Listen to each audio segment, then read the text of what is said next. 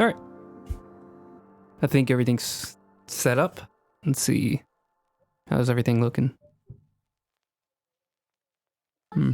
Music's playing. Well, no music's playing because the song just ended. Let's see. Monica's still there. Nothing's changed.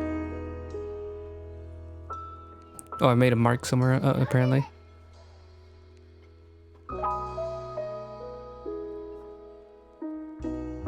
Oh, this is one of those like really slow songs, isn't it? Oh no, this is a new song.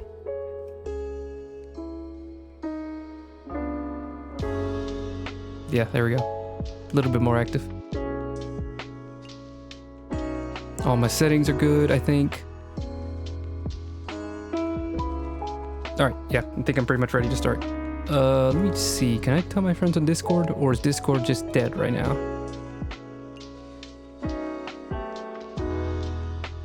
It's really weird. Discord's like completely dead for me.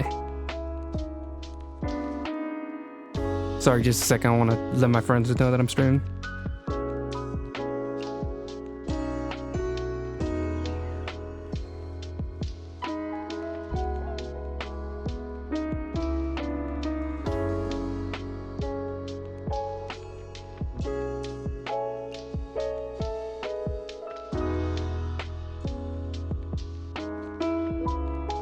Just a second. I gotta give them a link.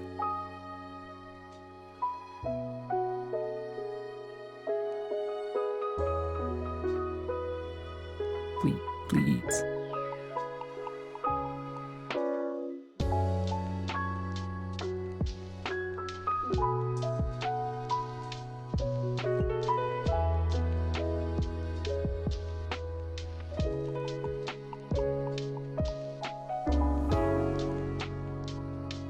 There we go. I hate all the tags on stuff. Whenever you're trying to like link something to somebody, like there'll be everything after the question mark is like a little tracker so it can tell exactly where it's coming from. It's really obnoxious. 1 second. So I have coffee. I am ready. Just one last little thing to prepare.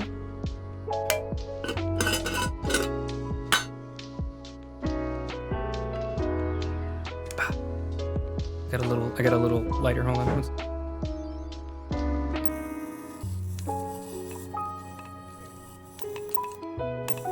What is a stream without a fire hazard? There we go. Took forever. We have candle. Just to really set the mood. I've had a candle like sitting on my desk for like 2 years now, and I just decided like two weeks ago that I was actually going to start using it. I did not realize how long candles last, because I thought like, oh yeah, it's just going to last for a few hours, and then nah. Then I noticed that on the label it has like will last for approximately 80 hours, and I was just like, oh, this is going to stick here for a while. It kind of makes me want to get more candles. I'm just going to be one of those guys, one of those lads. But I like candles. Candles are cool. It gives me a reason to play with fire. Alright, let's see. Any update? I just made a post on my Instagram. It's something that I was pretty excited to post. It was a drawing that I worked on while at the Queen City Anime Con. I really liked it, working on the piece. It was very fun. I can show you in just a second. Let me see.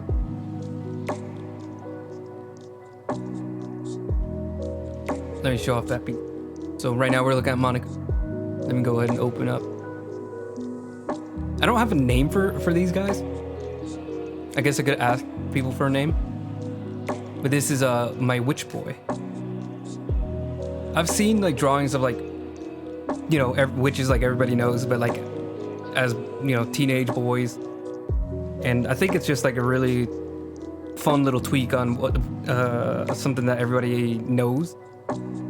You know, like the teen witch kind of thing to play with. Kind of like Harry Potter, you know, like it's wizards, but everybody has like the image of wizards in their head. and then like they made it into like a school teen drama that eventually gets stakes at its more young adult drama. But yeah, you guys are good.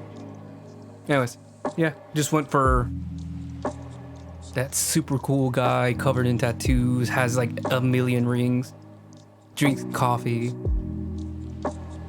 liberal arts student type. But yeah, I really like working on the piece.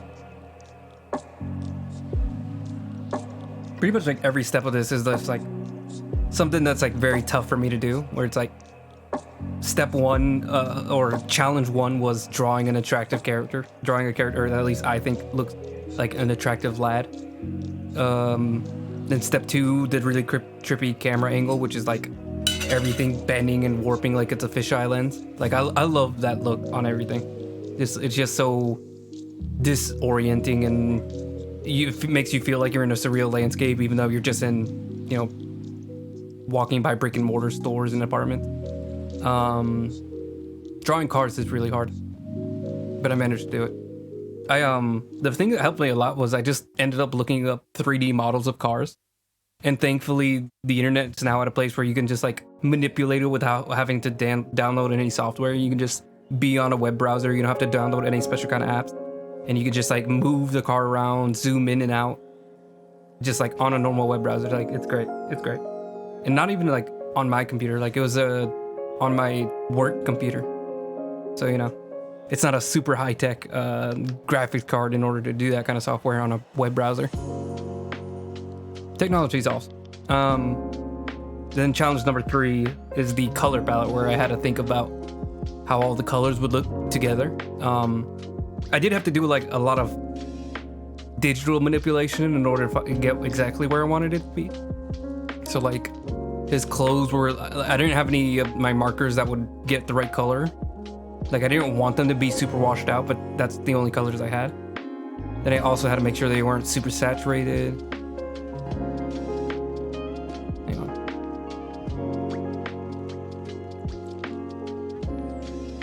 Like, where is it?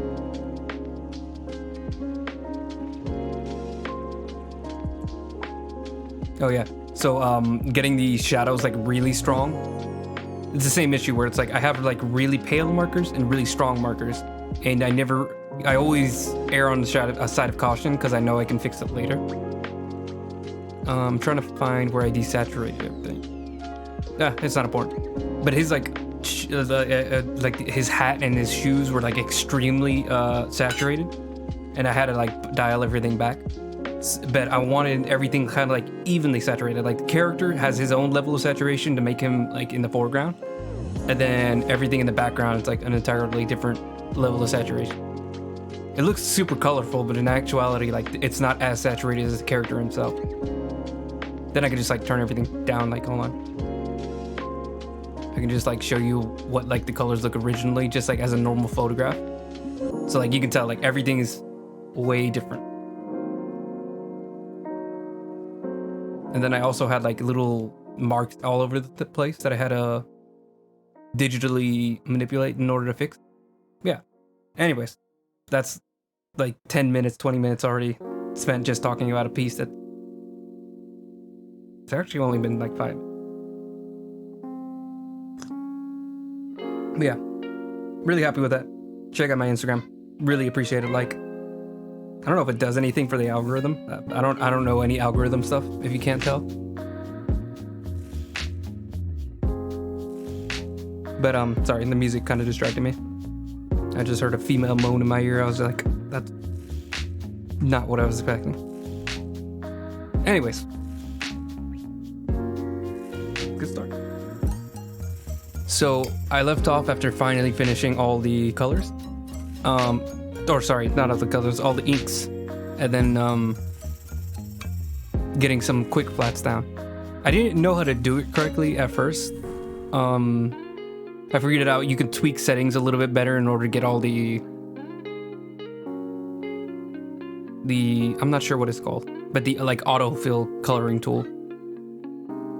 I figured out you can tweak the settings to make it work a little easier. And whenever I split all the colors up, I could also tweak that. So similar colors wouldn't be grouped together. It would only group together like each actual individual color on a very strict basis. But I ended up having to cut pieces out, split them all again, and eventually I just merged them where I needed them. So now we got everything on its own layer, just like I like it. I think most artists do group them by colors. So like even if they're super far away, like hold on, like the purple dress and then the purple shoes, they probably group those together because they're the exact same shade. But me, I like keeping them separate because since it's on like different areas of the area of the body, they can be affected differently by the lighting. But maybe I'm overthinking it. All right, so let's pull up the to-do list. Finishing up the flats. There's still areas of the flat that I need to get. The vial needs to be colored in. The necklace needs a little bit more color. It's the right color. I just need to add like the gold to it as well because it's like a gold necklace. Or then maybe just tweaking these here or there. I know and like the hairline, like it's very nasty looking. I gotta actually like fill it in. The thing is, I like the hairline to be a little vague because you know, like it comes in and out depending on which hair is reaching farther forward. Anyways, we'll get to that. It's a nasty looking ear. Then I think that's pretty much all the flats I need to do. Maybe tweaking the colors of the gloves because those were kind of chosen in the moment. Maybe a color I'm a little bit more familiar with seeing in a hospital setting.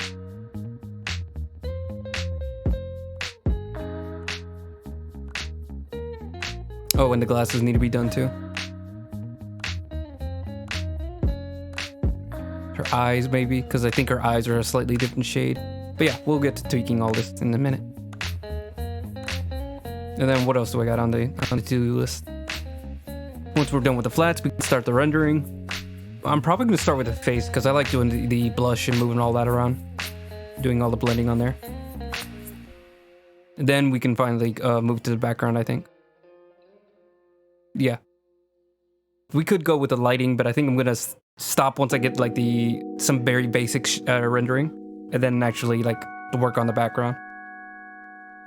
Because this is a super rough background. I already have the guidelines made out though, so it shouldn't take too long. Hopefully. I've got my nephews outside. They're so loud. Hello. Great to see you again. I've been a little spotty on my streams, but it's nice to see you. I'm about to get started. Hopefully I have enough energy now that I have a coffee next to me. All right. Where should I put this? Let's put this right above the lip. Let's just go ahead and start filling in the glasses. Choose this color. Purple's always been my favorite color, so that's I really like this color that she has. Let me go with like a super hard brush.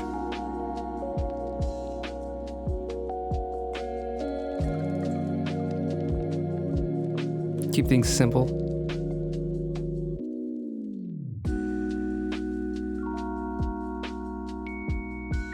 I did a lot of fixing off stream, so like I had to reorganize all the colors.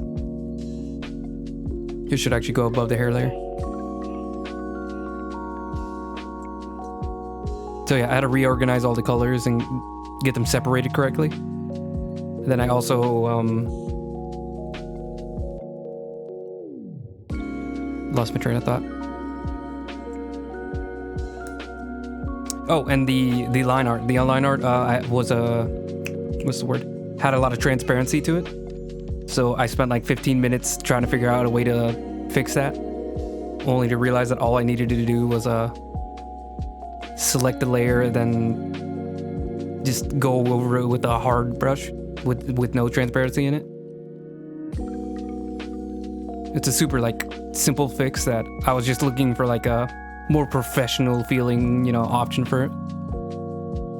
Like, I like all the little tools and like little filter options, but sometimes all you need to fix it is just go over it. Just select all and then just go over it with a hard brush. I'm gonna put this on the same layer. There doesn't need to be a huge amount of like separate lighting to the glasses. Like it's a really unnecessary detail, but I just want to put like a metal color for the, I don't know what to call it, the part of the glasses that are metal. Then these little nose grips, I think they're called. I'm gonna put like a neutral color.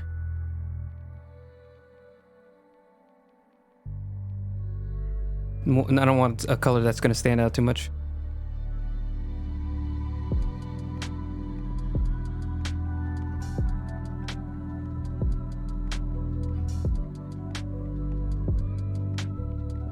Alright. Very easy flats. Let me see if I can fix this ear. I noticed this earlier. I don't know why this color is here, like at all.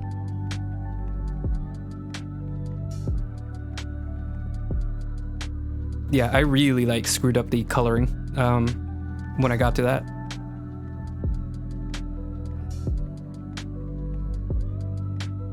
Like everything was just so like rough, and I just completely forgot all the instructions I listened to and how to do the quick flats. They've got good tools on this to make it easy for us, and I just ignore them.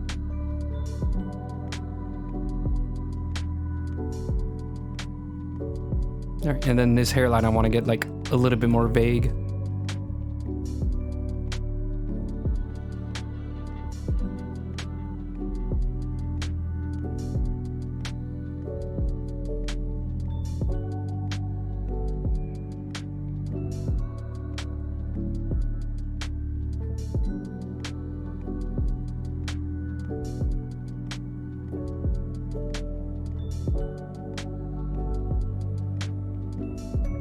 Then I'm gonna get like a pencil to give like individual hairs. Nothing too crazy. I don't want it like super detailed.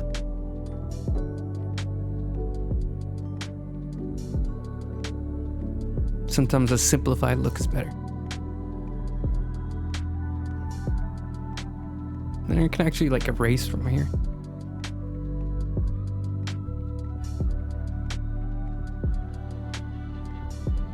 Just giving like a haziness to the line art, to the hairline, I mean.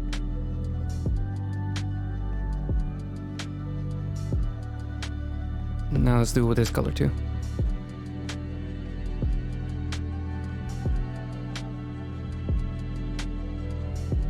Oh, this is on a separate layer.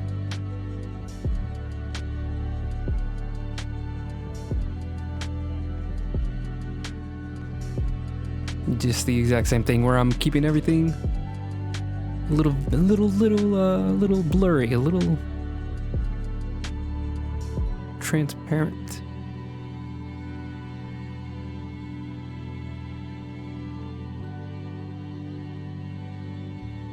Okay.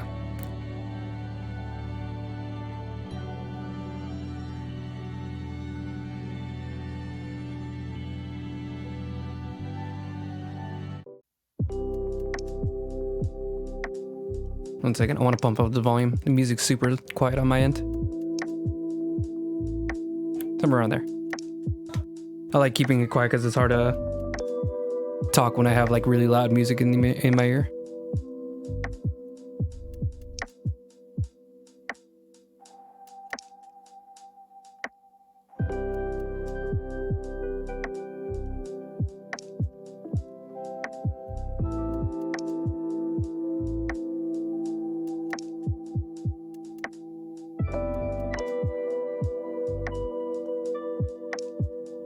What if I turn off her skin?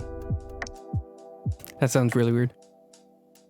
But just, I wanted something with a little bit more contrast. There we go.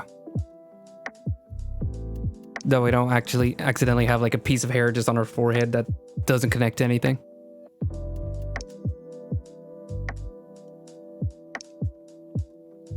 I think this color was just a little too close to her actual hair. Or sorry, her skin tone. I think that's why they got grouped together originally whenever I was like separating all the layers.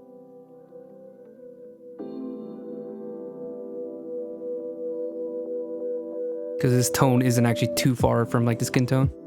It's just all really pale colors.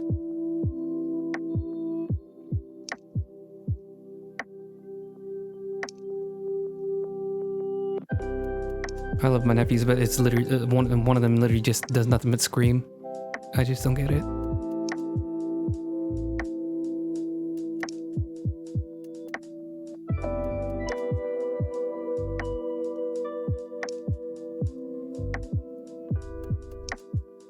There we go. I think that's plenty of detail. And let's do it for the other end of the hair spectrum.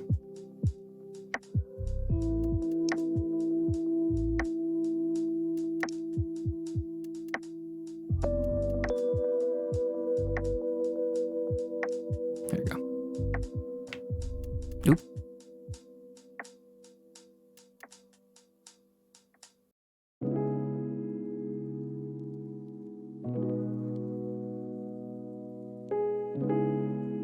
Maybe doing the chalk brush wasn't the best idea because I think it made it like a little bit too transparent. I think the pencil tool would have done a better job.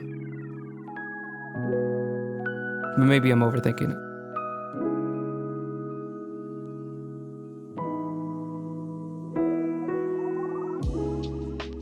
Let me actually do this in reverse.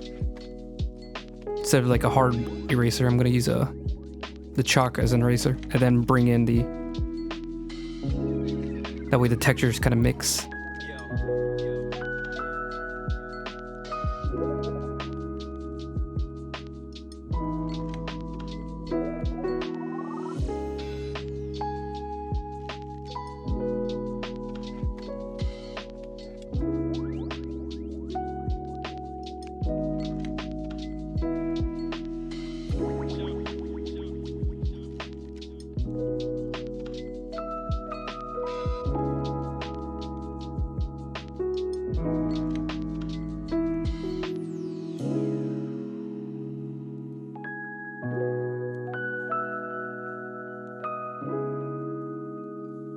How's this look?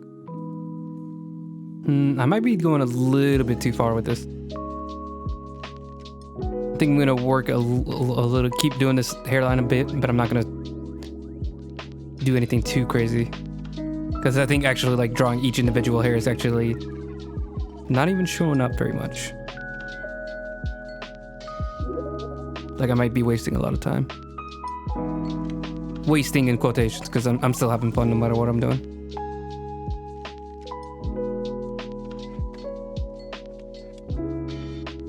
Like I said, you gotta kind of learn like when to call it quits and how much time you want to spend on each individual aspect of a drawing.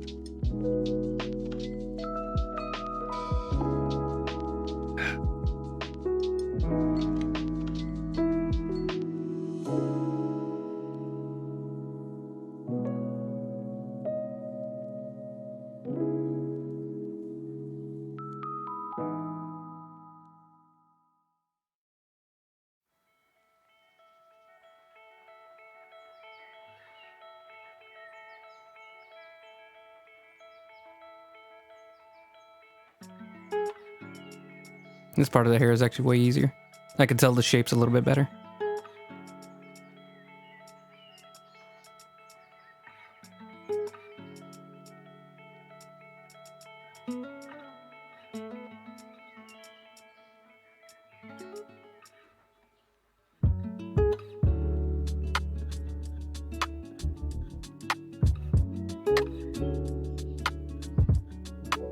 No. That doesn't look right. It's this corner that's a little tricky.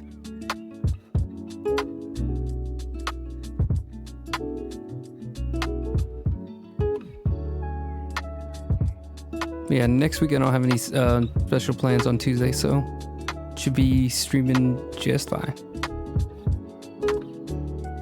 I'll be here. Yeah, I think we're good. Let me turn her skin back on because It's a little weird having the background show through her flesh. Yeah, I just like having a little bit more what's the word? Roughness? No. Strandy, I guess. I don't know.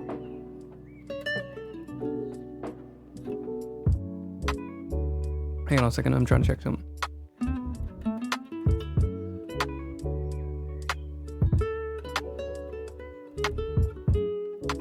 Okay. Oops. Okay. So what's next? We got the glasses. Got the ear fixed. Got the hair done. I mean, I do want to change some of the colors on the gloves. Do need to do the necklace. So gloves, necklace, and then blood vial. Let's do the blood vial. I think that's going to be fun.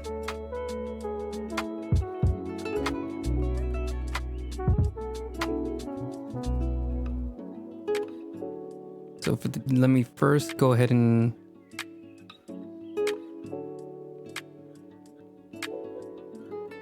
Okay, so that's on. And then, yeah.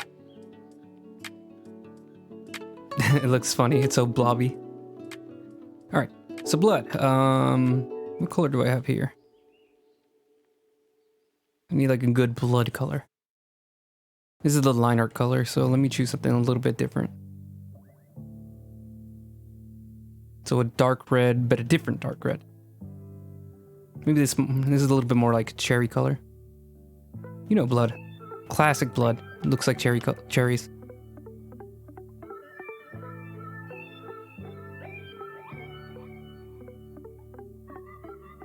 Yeah, this should definitely go below the gloves layer. Down. Sorry.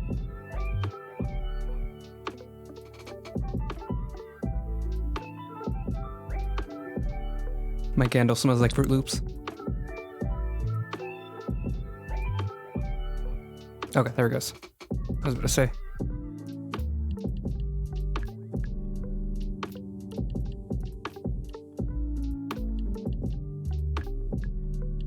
What do vials have at the top of? 1 second.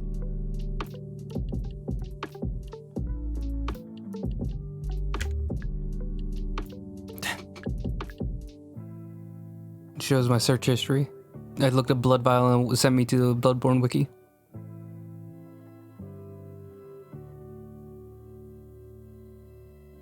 Yeah, they have some kind of like plug. I don't want to pull out my brush again.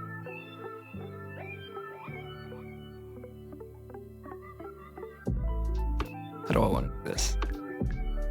Let's stop being a baby and just draw it on there.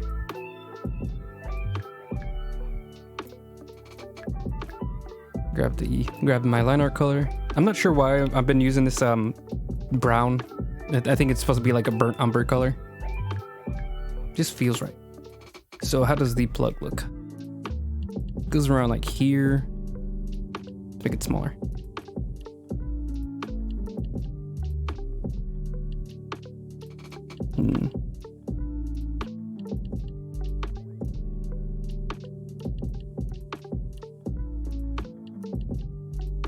This is just what I remember seeing at the hospital. Or, well, there's like a few options of what they look like. Because, yeah.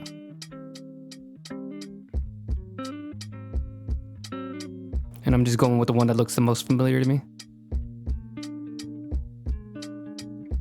It looks like this actually goes over the like rim of the glass, so we do go like right here. What the? Come on.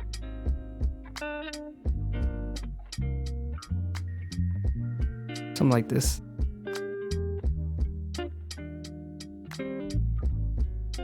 Sure, make that smaller. Nope.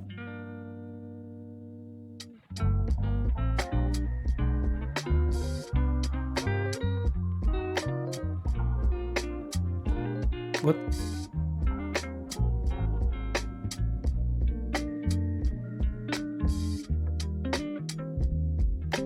I completely plucked out my headphone. That was weird.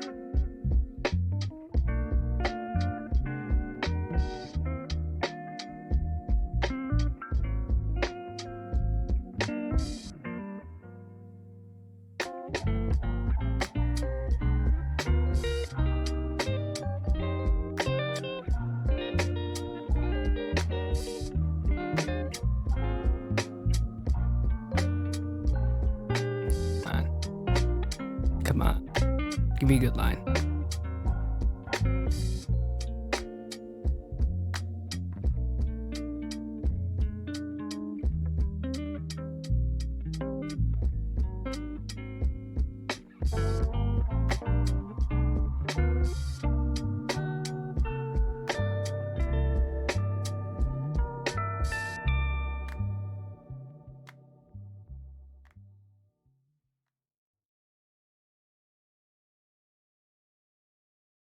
All right.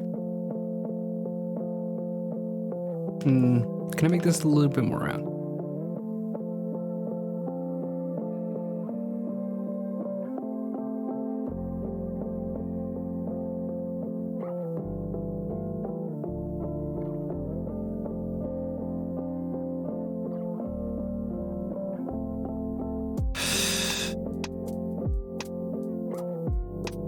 Whoa. Jesus. Misclicked. There we go. All right, now we can continue with the blood. The blood. How full are they usually? It looks they usually fill them to the brim. Or like just below the brim, actually. Yeah, that makes sense. Okay. So maybe like, oop. Big oop.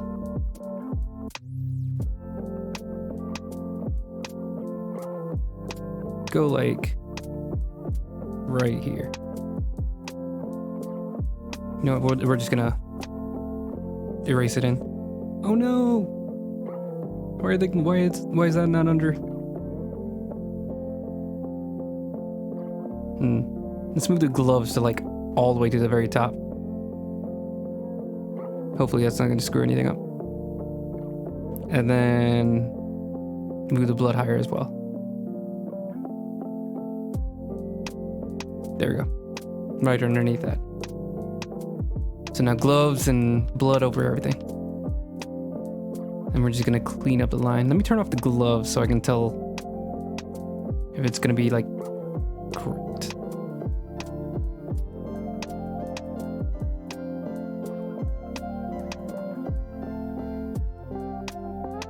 Make the brush a little smaller so I can get a little closer.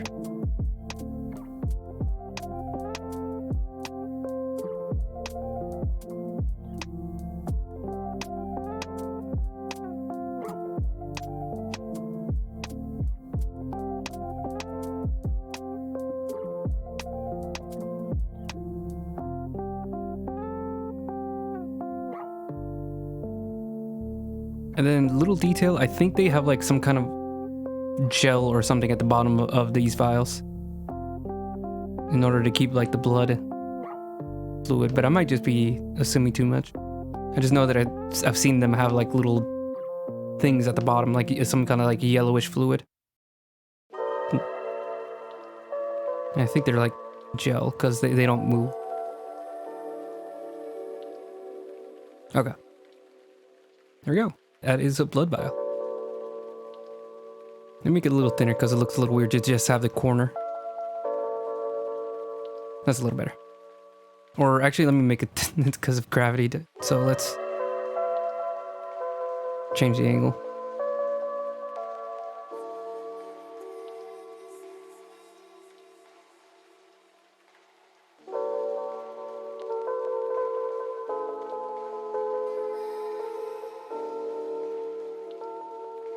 That feels right.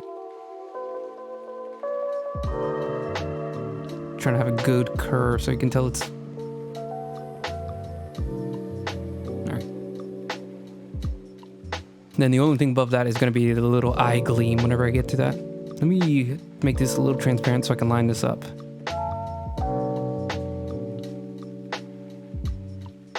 So her eye would be like right...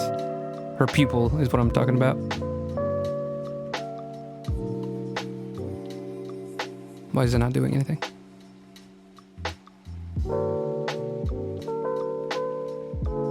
Oh, because it's under the line art. So let me move this all the way above the line art. We can put this in like its own category of like special effects. There we go.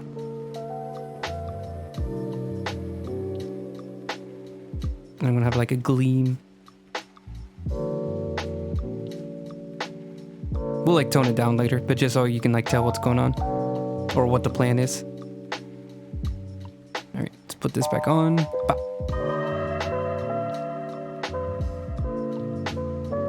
And let's turn the blood all the way back up. Bop. I like that.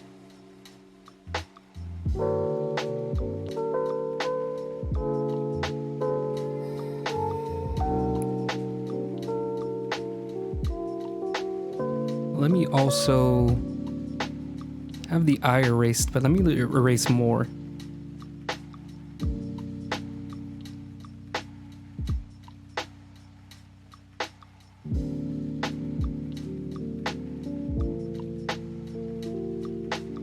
Oh, this is erased.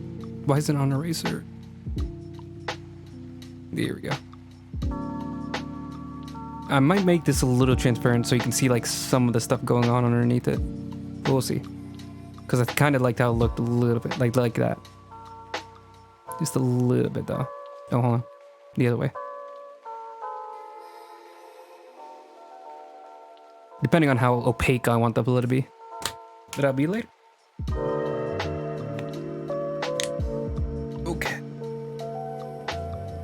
Then I'm gonna have like some kind of like black ink like fluid floating in within it, and that's gonna stand for like Oblivion, the like dark shadow powers that she's trying to like research within the blood.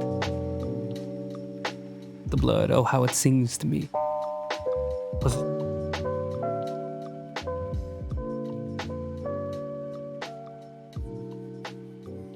Wait, little stretch. Oh, I'm gonna be in a wheelchair in my like 50s. Super excited. I'm gonna have like no backbones. All right.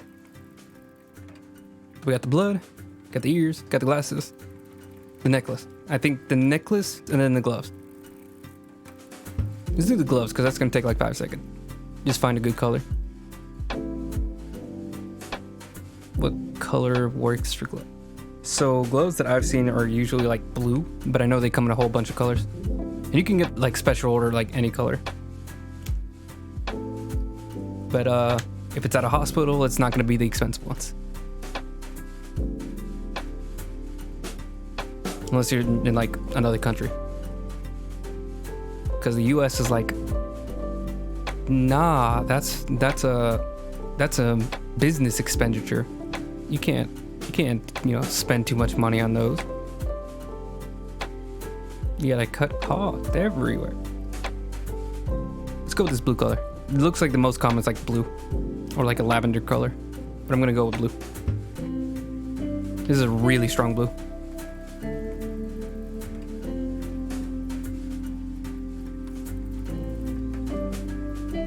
I like that. Let's try to make a different color though. Something a little bit less shocking. That feels, I think that's the one that we're gonna keep. Then once I render it, I'll kind of take out a lot of the saturation. We'll like black it down. That sounds really weird. We're gonna shadow it down.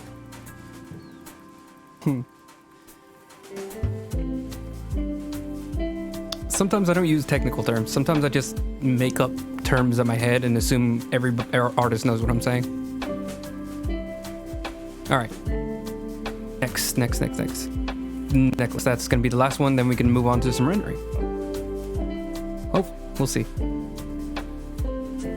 So this one, I'm gonna make like a part 2 to this. I might even make it go over the line art.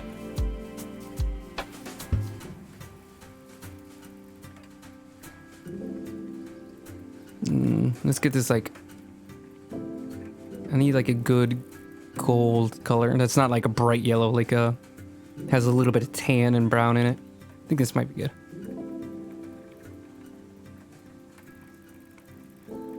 Make the brush a little bigger.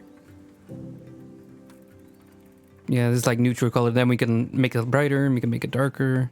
This is good.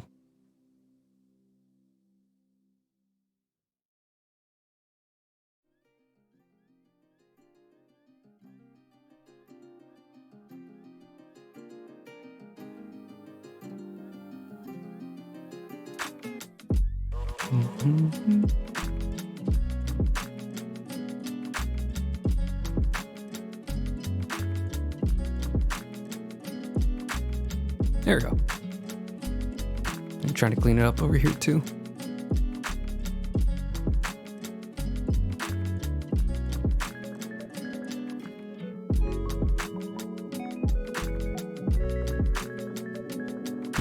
Trying to think how I want to do the necklace. Like the actual band. Because it's part of the inks layer, I'm pretty sure. Yeah. Maybe I want to cut it out.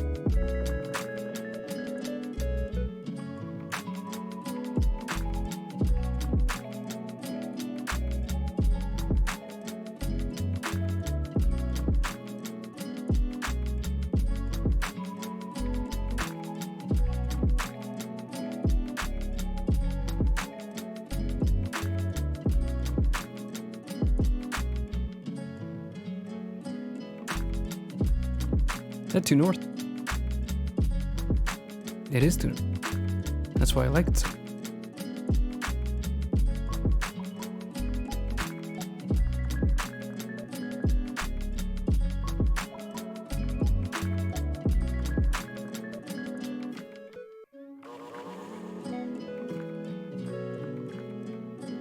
I cut it off the wrong layer.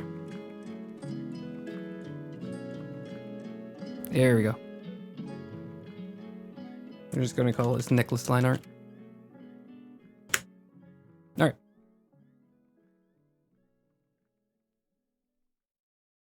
Why does this look weird to me?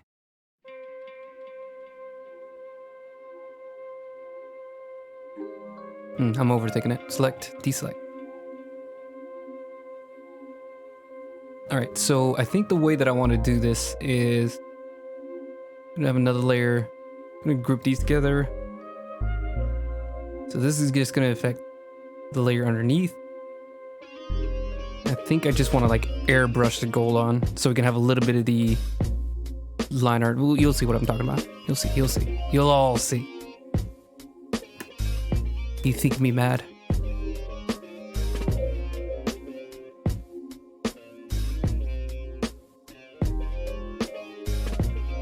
I can really smell the candle.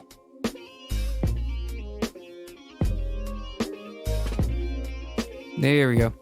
I think especially once I get like the rendering on, you won't notice like the lack of hard lines on it. Especially, I mean, from that far. Like even if you zoom in like a little bit, like you can still barely tell like there's no line art around it. It's because the necklace is so skinny.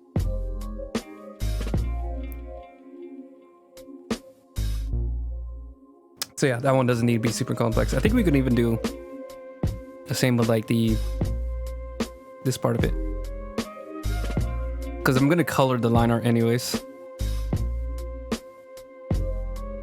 Let me erase it a little bit. Dial it back. Keep some of the darker parts.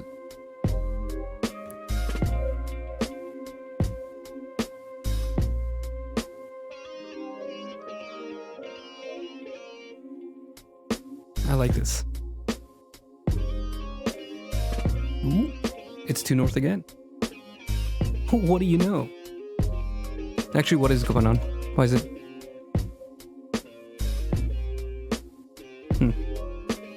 No reason. I'm freaking out for no reason about the music. That's just supposed to be background music.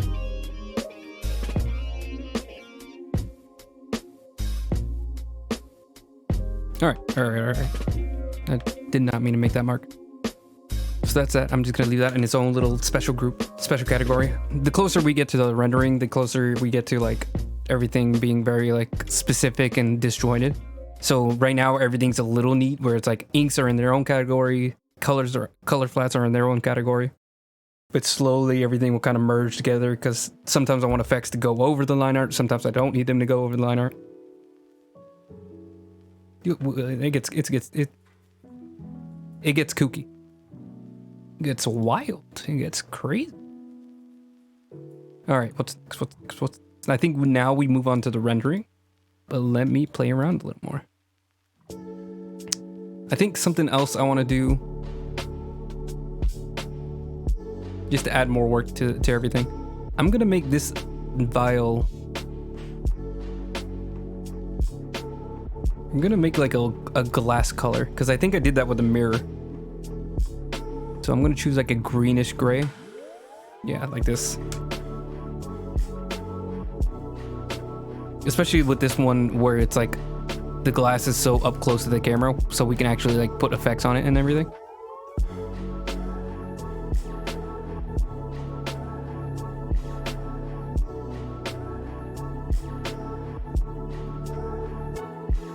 I'm gonna turn off the gloves again.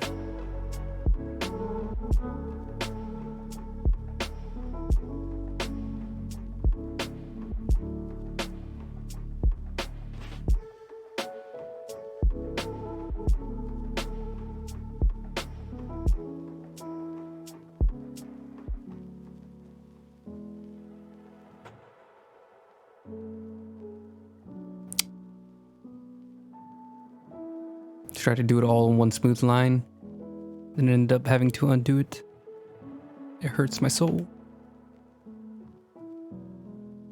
So this is gonna be like a darker tone that's gonna like mix with the blood a little bit. I'll probably erase most of it, but it'll like just like you can see like maybe on the edges of the vial you can tell like it's a glass. You'll see, you'll see, you'll see. Glass has some funny effect. Or maybe I just do because I overthink it, but we'll see, we'll see. We'll see who overthinks who.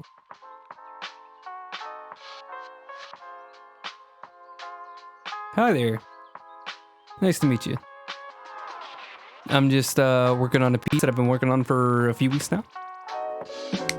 It's gonna be like a mad scientist type lady that's also a vampire. She's looking at a vial of blood. She's not gonna eat it, she's studying it.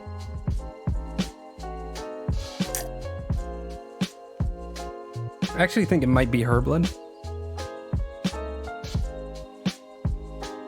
Thanks, I appreciate it. I'm having a lot of fun working on it. So let me see. So see, I'm doing this like glass color, but I'm only gonna leave it like a little visible. I'm not doing anything crazy, just a little bit. Then we'll like slowly work it in. Slowly working it. We'll come to that later. And then the last thing, I need some kind of like plug color. And the plugs on like blood vials are like a bunch of different colors. It might be different for every hospital, but the hospital that I work at, they call them by their colors. Like, can you get me purples and can you get me oranges? I need to get a few more draws of the greens. So let me choose a color that like will fit with the palette and won't clash too much. Looks like purple, blue, orange, gray, red, green. Red is a very obvious one. Let me see what fits. I think orange, but let me also do like a really desaturated pastel orange so it doesn't like draw too much focus away from the main character. I work in just like a regular community hospital. I'm not a doctor or anything. I'm a front desk guy. But yeah, I see a lot of medical equipment and that kind of stuff. I like the job. It's fun. A lot of stuff, a lot of time to do absolutely nothing, which works for me because I like to draw when I'm not working. Then there are days where there's way too much stuff to do and I get like nothing done. But you know, give and you take. Can't have a job that's too easy.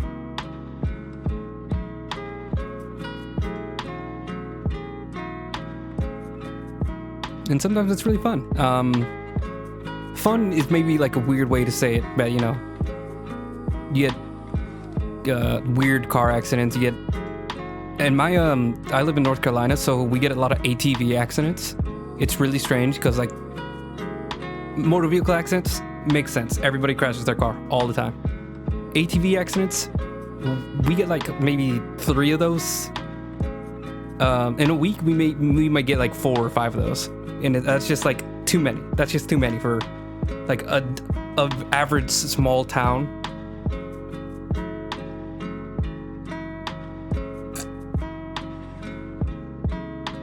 Yeah. And then, you know, gunshot wounds, everybody's like attracted to the drama. They're like, oh my God, what happened? Who? Yeah, well, I don't know what it is. I don't know if we have like a ATV gang or something, but like we get a lot of ATV accidents at my hospital. Yeah, maybe it's just like, I can never tell if they're like training for like ATV sports or if they're just like guys that own ATV and like to get drunk and then get in accidents. But anyways, it's that's one of those things you see. And then like hospitals are like always filled with gossip and like people talking about the patients. Just so you know, the nurses, doctors, the staff, if you have something you know, really gossipy to talk about, they're probably gonna mention it to the other people. Like I've had nurses who are like, "Oh, I just want to see what this guy's boyfriend looks like," and it's just like, "Oh, that's super unprofessional." But you know, I also kind of get it because you know, there's a little part of me that's kind of curious too. We don't always do it. We try to be, you know, there's always like in the back of our head like something telling us to be respectful of your information. But, you know, we're little gossipy goblins. We're going to be paying attention. Or maybe that's just my hospital. We'll find out. Don't tell anybody.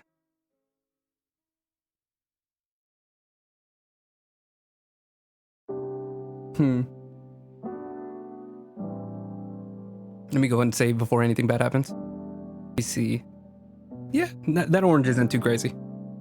Once we get the rendering and desaturate everything, it'll all fit together. Yeah, I mean, it's kind of fun. I mean, you're literally sitting there, and for me, it's 12-hour shifts, so it's like you'll have patients that, I mean, the vast majority of patients, nothing happens. Very normal. You know, you don't even talk to them once. But sometimes you get a person that's like, oh, like I hope they're doing okay. You know, like, and then you'll maybe pay a little bit more attention than you probably should. Then you'll find out, oh my God, they have a brother that also was in the car accident. And it's just like, there will always be like little things that'll get you interested. And I think that's like something like a lot of people know, but just don't think about and don't want to talk about because, you know, we like to pretend like it's a super professional environment, but like, especially if it's like a small hospital and not one where there are supervisors walking around 24/7. There's probably some funky stuff going on. It's like you kind of get that feeling if you've never worked at a restaurant. You kind of have this image of everybody's doing what they're supposed to be doing. Everybody's being responsible with the food and cleaning their hands when they're supposed to. But then if you work at a restaurant, you're like, oh no, nobody at that place is doing their job, you know, correctly. Everybody's slacking off. And you know, exactly, like doctors and hospitals, they're still just like normal places. So like they have all the problems. Like the thing that drives me nuts is like, oh God, nurses that talk about COVID as if it's not a serious thing. And it's like, who of all people should be taking this seriously? Probably the people that work at a hospital. But no, I've heard them be like, oh yeah, I'm not getting vaccinated. I'm like, you work at a hospital, like you see this happen. It's but nurses are a little different. They're not, you know, doctors. They're, you know, they know a lot more than me before I get myself into trouble. They know way more about medical stuff than me.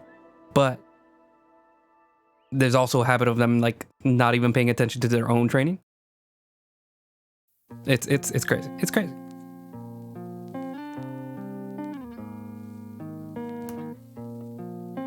And especially living in like a southern state, so like I'm kind of one of the only people that are still like freaking out about COVID. But that's just me. All right, let's see. We got the blood vial. We got the gloves changed up. We got the necklace all done. Yeah, I mean, I'm just you know, like just it's a hospital, but my position is basically still just customer service. It's like it's not that different from when I was working at McDonald's. So I have no illusion that I'm in like some special position. So I think that's actually why I do my job pretty decently, because I can have people yell at me about dumb stuff, you know, like not wanting to wear their mask, wishing that they could have like 5 people in a room, even though you're only allowed 2. So yeah, I'm really good at like taking those people and then like letting it slide off my back really fast. All right, let me focus for a second and actually get into the colors now. The rendering, I mean. Oops, that's not what I wanted at all. Trying to think. Let me start with like a general shade. I'm hiccuping a lot for some reason.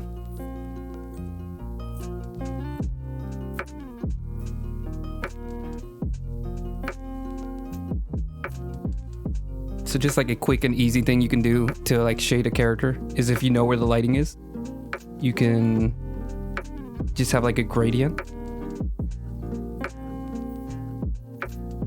Let me find a good color. I'm gonna do this purple. Yeah, let's do this purple. I'm gonna make it a multiply layer. I'm just gonna work all the way to the top. Oop, oop, oop, oop, oop. That's not how I wanted it. There we go. So very quick and easy, like already, like it's taking away focus from the feet and putting it all the way to the top. And it, like that's like a very easy, quick way you can like focus things to the face. And then obviously you can like strengthen it and like lower it to a more reasonable and less noticeable degree.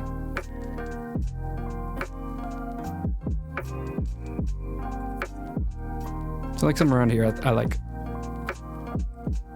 And let me see. I have my little lighting reference. So yeah, I want the lighting to be from above on her left side.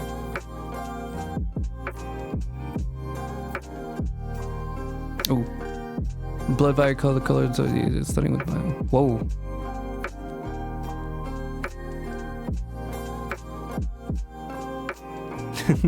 Yeah, I'm just getting the message now.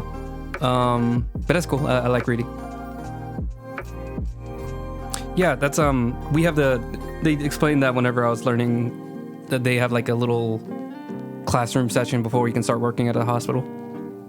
But they explained that like some hospitals, they have like color-coded uniforms. So, you know, red nurses they'll work with respiratory or cardiovascular stuff. Then like blue nurses will work with, I don't know, radiology. They explained that that's not super effective because most patients will have no knowledge of it. So it's a little bit more freeform at our hospital, where they've kind of like stopped trying to separate different departments by colors because patients will just ignore it anyways. So it's kind of just whatever colors you want. Oh, sorry. And the reason I bring that up is like you were saying with the blood vials, where we don't have color-coded nurses anymore. I think we did for like a month, and they realized it was not working with the patients. But yeah, like I was saying with the blood vials, I think it's the same thing, where they do have the color-coded blood vials, but it's not like based on like a universal ruling. It's just hospital-wide, or maybe even just the emergency room has their own. No. Sorry, the labs are going to be the people who play with the blood. Not play with blood. That was said wrong. They don't play with blood.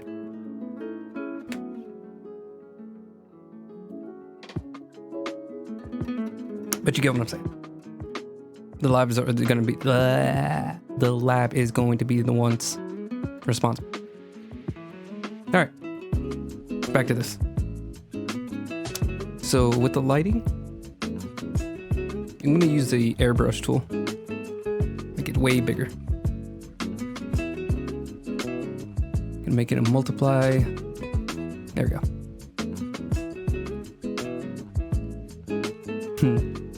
Playing with blood. I probably shouldn't laugh and say that.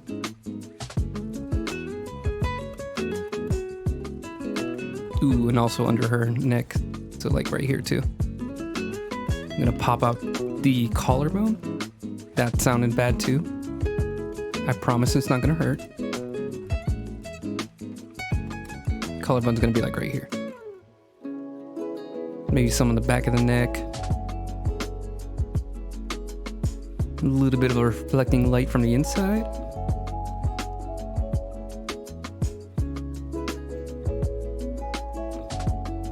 The hip is gonna catch a lot of light. Maybe like right there. The side of the leg. Maybe it's gonna catch a little bit more light when it pushes out, because this is gonna be like the forward leg. So this can catch a little bit more light on here. I'll put it back underneath the hand in a second. And then like it transitions. And then it gets shadowy on that side. I think this is working. Don't put too much faith into me. I might be ruining this. So I definitely want this, like, obviously under the chest is going to be more like a huge shadow. And I think the light is going to be hitting her hip. The leg as it comes out. Wow, that was loud. 1 second. I gotta turn the music down for me.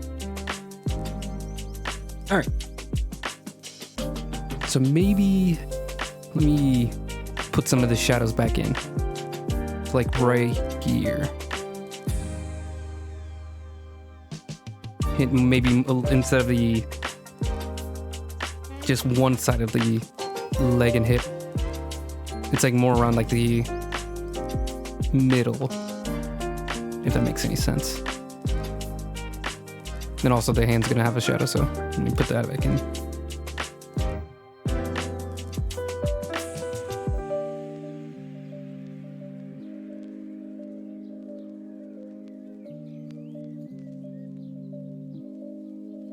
And some shadow right here, where the folds of the dress are, skirt.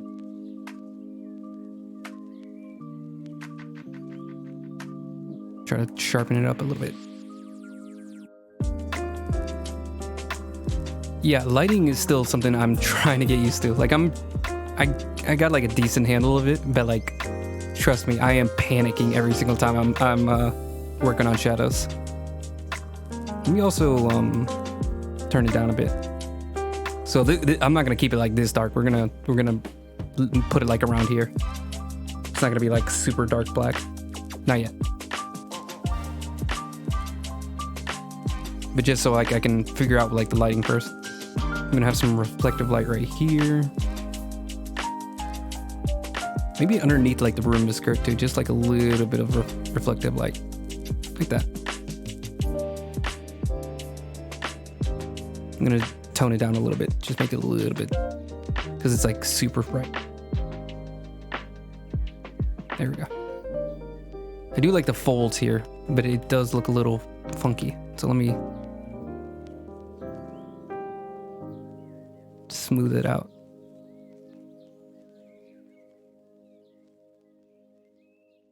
I'm not sure. I think it's just it's easier to think about the shadows before I think about the lighting, because the lighting is like the final touches, because usually you'll have like the highlights, you know, like where it reflects off the eyes, it's going to reflect off her glasses. And that usually works best as the last step, where you put like the very, very like final touches of like, you know, like right here where I have like the gleam where her eye is going to be shining through. And then the shadows are going to be more of like the internal lighting. And then you can like internally shade a character before you put all the lighting in. So like, you know, like some places where people always have shadows, like around the eyes, underneath the nose is always going to be a shadow, you know, underneath the lips. So like there's like little things like that you can put in before you even think about like the general lighting. So you're kind of like easing your way into the overall lighting that you're going to go for, if that makes any sense. I think, you know, like this is me, you know, I'm not like trained as an artist. This is just me, how I like to do things. The only training I have is looking up stuff on YouTube and Deviantart.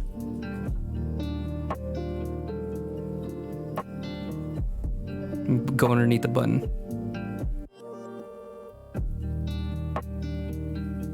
Yeah, like I always am looking at like other artists. So like that's one of the only reasons why I have like an Instagram. And I've been using DeviantArt for like years because like there's just so many other good artists that I just love to look at. And recently like I did like a bunch of like recreations of drawings. Hold on, let me pull out some stuff. Hold on, no, stick with me, stick. Let's go with this one. So this was a drawing that I recreated from another artist. Let me see if I can pull up his. Yeah. Let me see. Is it anywhere near here? No. Let me pick up like a random drawing of his. Oh, this one looks kind of similar. Oh wait. Here it is. So before you give me too much credit, this is me like copying somebody else's artwork. And let me go ahead and give them credit. So yeah, they did a unicorn. I just changed it into a devil because I try to tweak it so it's a little bit more original. But still, it's Ajgiel. I don't know how to say their name. Ajgiel. And he's an artist that I've been following for like years now. And the reason I decided to copy his art is because I wanted to like practice how he shades underneath the eyes, the way he does the eyelashes, and how they like render the eyelids. There we go. I forgot the names for anatomy. So yeah, that's this is only something that I've recently picked up, where like how they shade underneath the eye, because I've always known there's like a pocket like right here that you shade on the top of your eyelid, like bit. Okay, here we go. So like I've always known like, oh my goodness, pen, please. Like right here, you always like shade in this area. I've always known that. But like I never really thought about like the bags underneath your eyes and how like it looks. I love the way that it looks whenever you do it. And so that's what I was going for here. And you can even see like I put like the shadows underneath each individual eyelash. So yeah, there's like a lot of different things that you can learn trying to like recreate other people's artwork. That's the only reason I know anything. Like I've never been like trained. Uh-oh, hold on, what's going on? Are we good? Can I save? Okay, we're safe. But yeah, I like what I usually do is whenever I'm like out of ideas to draw, I'll like stop and go look at other people's art and try to see what I can learn from them. Oh, I got the wrong brush.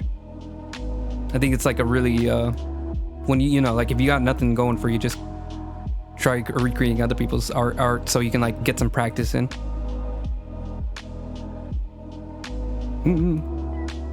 A lot of my art is just like learning little tricks, little things, like, you know, like putting a little dot for the ends of the lips. I like putting like these little hashes on the nose because it kind of tells you where the round part of your nose is. And also like different ways to stylize like a nose. Like a lot of people who draw like anime style art, they do like the little triangle for the nose. But I like to do the little dots underneath your nose, a little dashes under your nose for the nostrils. Just there's a lot of like little things you can pick up.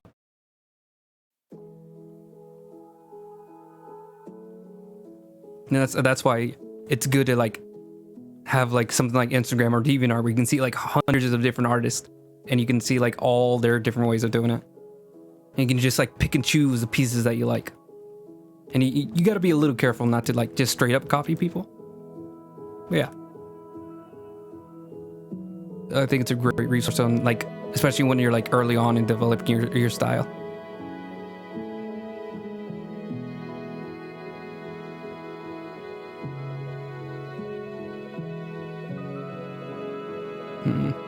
I think this is basically all I need for this dress.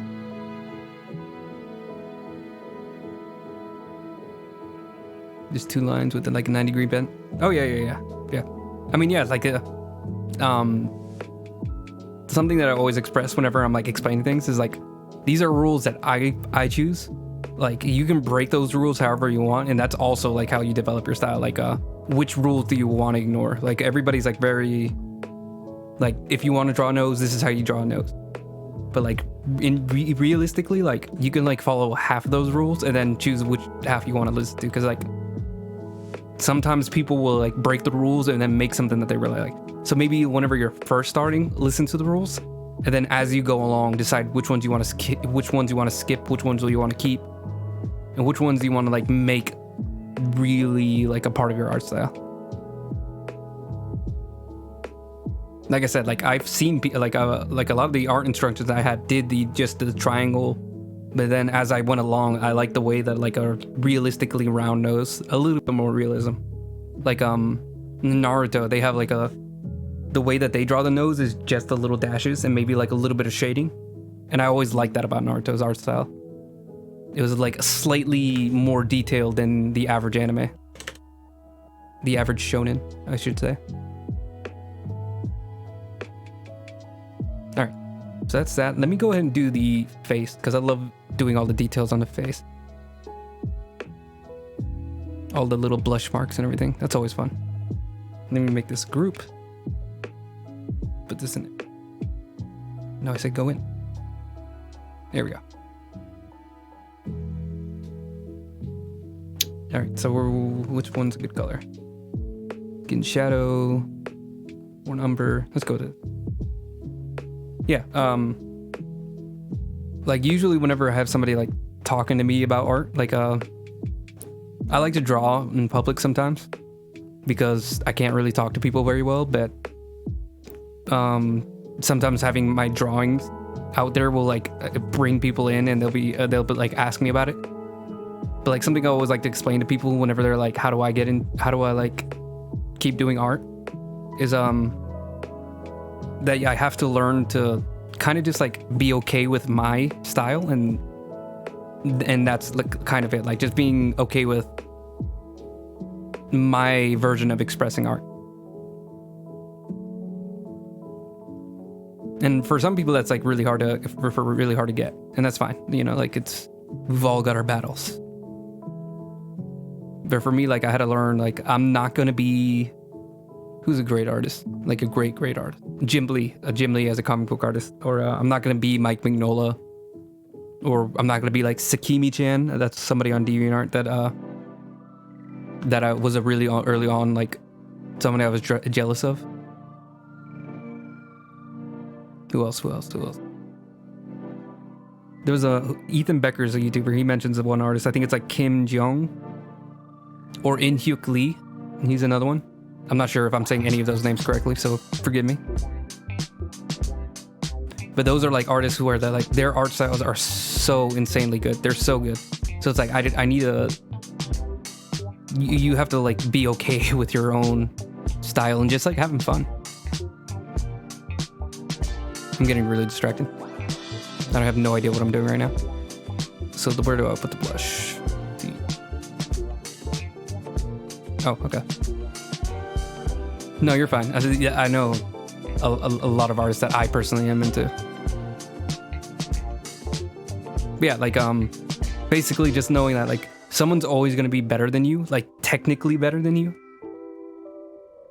But like understanding that there's so many like different variations in art, and sometimes other people won't even care about it. Like a lot of those artists that I named, like not everybody knows those artists, but they'll like my art.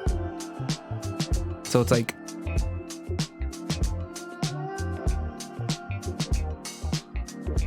just being the best at what you can do,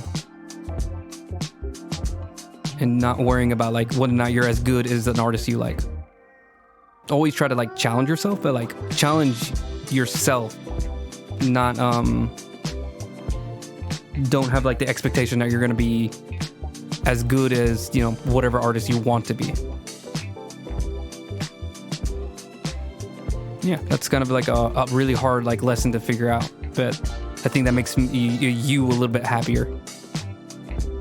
And it makes it so you don't like criticize yourself so harshly that you're never gonna want to draw again.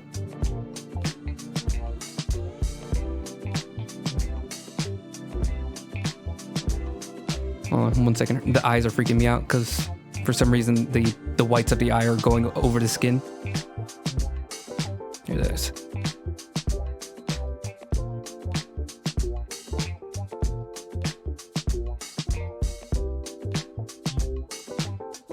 There we go. I think I see this over here too. There we go.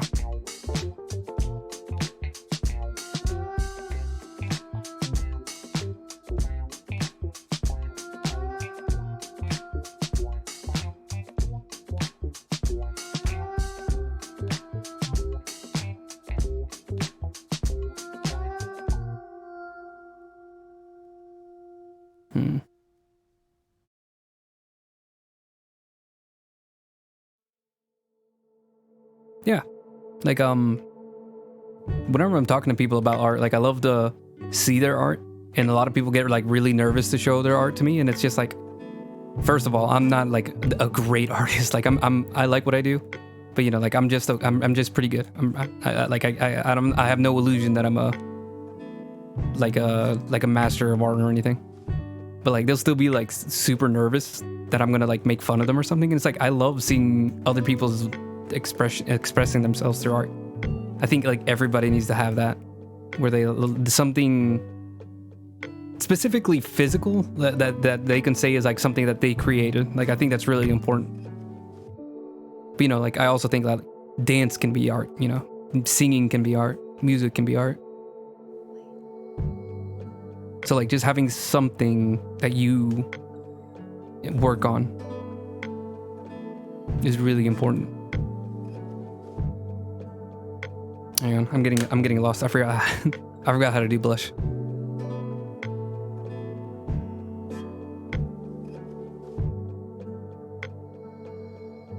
It's like there's a specific pattern that I like to do, but I specifically underneath the eyes are like really, really important to me. At least in this phase of my art.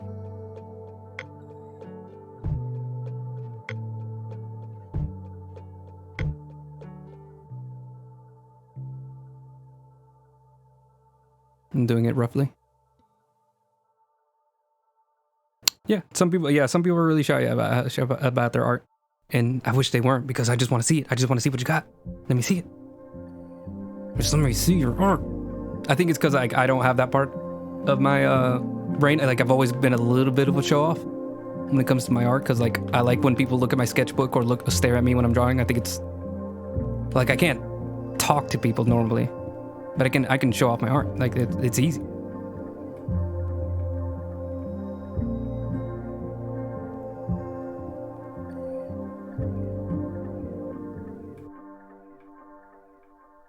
So sometimes I guess I need to have a little bit more sympathy to people that just have a struggle with that. But for me, it's like, come on, just let me see him. Let me see what you got. I say that I have like an art teacher brain where I always want to like see what people are doing and just like talk about it.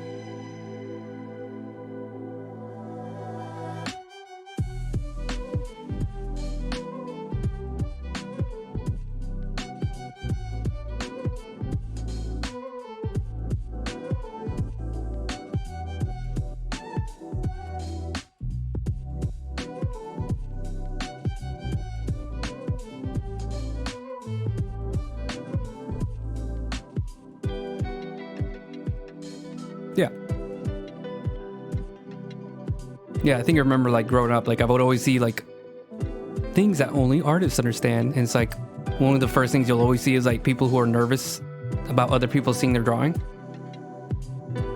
But like I had the opposite, where like I love when people like will ask me to see my art book. I'll be like, oh, boy, you don't even understand what you're about to see. Even though like I have like, it's like I have two aspects of myself where it's like, I have a part of me that like always thinks like, oh, I'm not that great at art, and then I have the demon in my head that's like, no, there's never been an artist as good as you. It's fun having like both of them at the same time, trying to take control.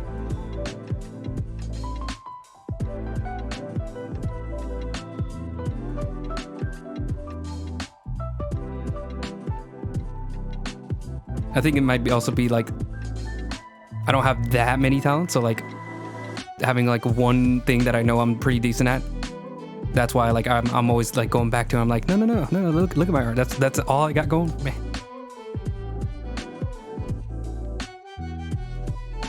Because trust me, I cannot sing.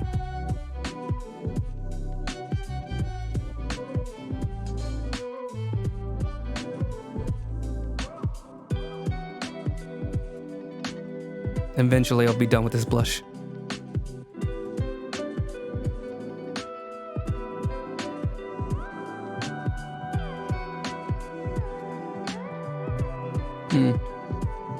Yeah. It's really, I might have just gotten really lucky because like even like what I always say is I've been drawing since like preschool, but I was never good at art until like high school. But like even when I was drawing, what I mean by that is like I was literally just drawing stick figures from like preschool all the way until high school. Like I didn't like I didn't know to practice or like to how to expand until like high school. I started doing drawings, like actual like paintings, and I was like, this is really bad. But I've always been an artist, so like why is it bad? And then I started like looking up a bunch of tutorials like really fast, so like I got a lot better in a really short period of time. But like even when I was drawing stick figures, people would still like compliment me. So I think I just got lucky and just got really nice people around me. It's the same with like bullying. Like I feel like I didn't experience bullying even though I did see it around me. And I think part of that was because like I always had like art when I was just like, hey, instead of fighting, I could draw you something. So, yeah, I think I just got like really lucky in some of those areas that other people don't.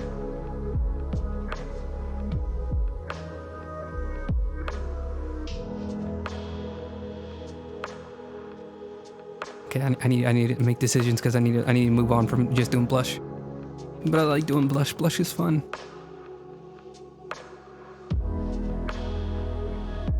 We'll get more opportunity to work on the eyes and everything. Does she have eye makeup? Hold on. Let me look up my concept sketch.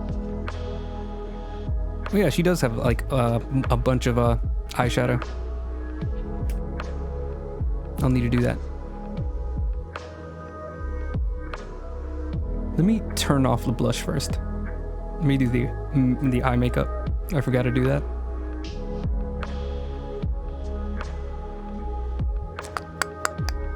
Let me choose a different shade of purple so it doesn't just blend in with everything else. Go with this.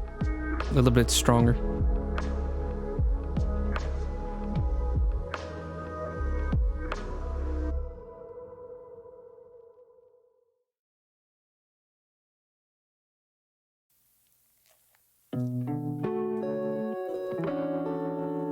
How high do people do eyeshadow? Do they go all the way to the eyebrows? I don't wear makeup. Somebody help. And by somebody, I mean Google. Tell me where people put their eyeshadow. Eyeshadow. I've noticed that like a lot of the time when I'm streaming, I'll have to look up really basic things like what do windows look like? Because like I'll have an idea in my head of what a window is, and then I finally actually draw it. I'm like, wait a second. I have like a very vague understanding.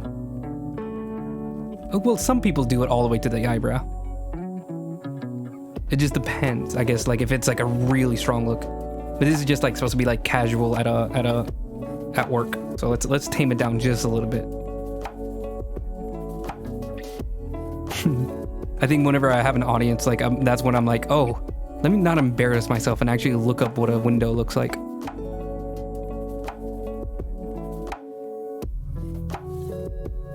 Yeah, like that, like just like a little dash. Hold on.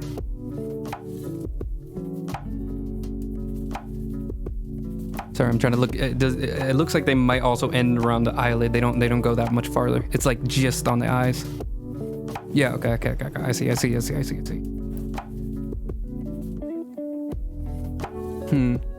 Yeah, that was something I realized too. Whenever I was doing this piece was I was like, wait a second. She's grabbing a vial of blood and she has like no gloves on and she has like really long nails. Like I feel like none of that is actually what should happen in the lab. Or like I did think about not having her wear the lab coat at all. There's just like little things that I was like, wait a second, this isn't what a lab looks like. And I mean, some of it's like, I don't care. Like some of it's like, it's unrealistic, but that's fine. Like, what was I thinking? I mean, she might not need to wear heels in the lab, but you know. Some people just got looks. They just got drip. She's, in the story that I have in my head, she's like the owner of the hospital anyway, so she can make her own rules.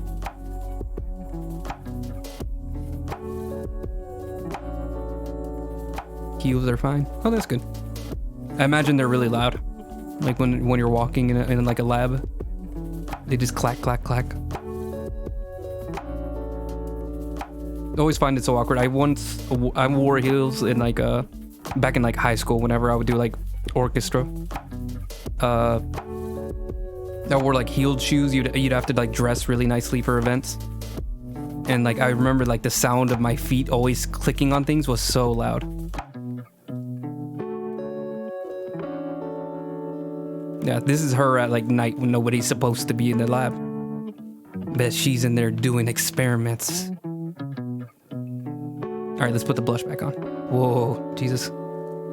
Should the makeup go over the blush? Yeah.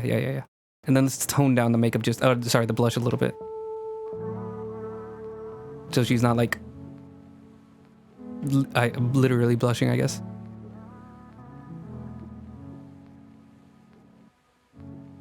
Yeah, somewhere around there. Then we can make her skin a little bit less pale, but we'll get to it. Actually, let's do that now. Let's do the shadows. This goes over everything. And I'm gonna do... I think purple would be good.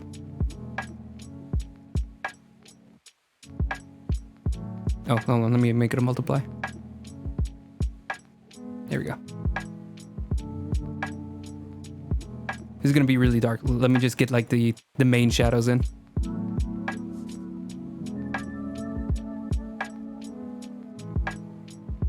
And then we can tame it all down.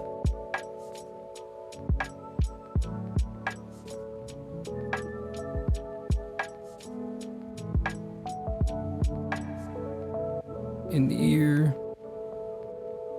Nothing too crazy.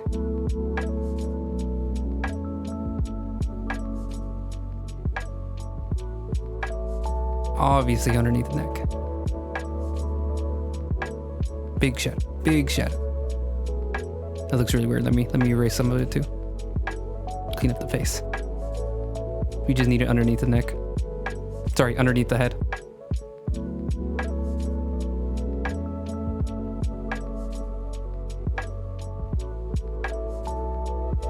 Now let's get the underneath the lips. A little bit there. We have like a little bit of shadow underneath like the cheekbones and everything. We'll like smooth it out, make it look a little less rough. I just like using the chalk brush for everything.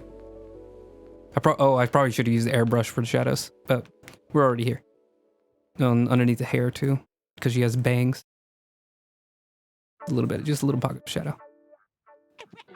We'll smooth it out. Don't worry. Trust me. I know what I'm doing. I'm a professional. I've taken like 2 commissions. I'm a professional.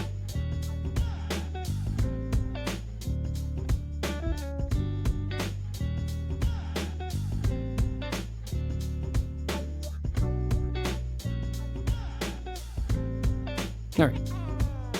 So let's not do that. Make that a little bit more clean cut. And then let's try to smooth things out a little bit with the airbrush.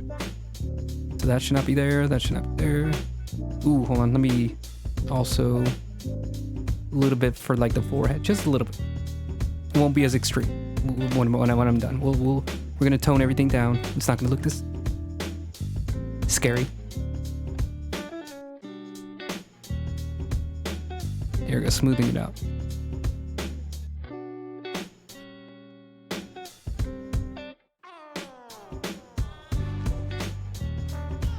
I love how like every step I take on this thing, I'm like, oh, I'm ruining it. This is it. This is over.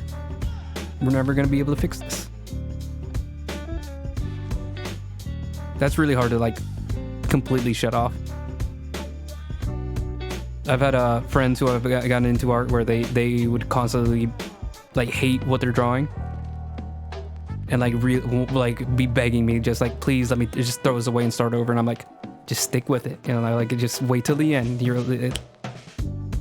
get like really like harsh about your stuff before you're finished, because like every move you make you'll be like criticizing. And I still have that, actually. I still have that in my head where I'm constantly telling myself like, this is the worst thing I've ever done, there's no way I can fix this. And then eventually when I'm at the end, I'm like, actually I had that in control the entire time. It's a very fun thing in your head that goes on in your head. Your head's just like your own worst enemy sometimes.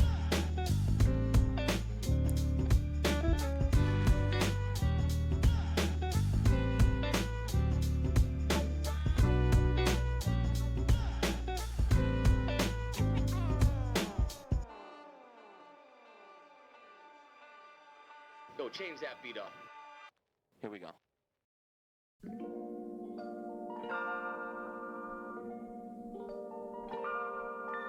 Here.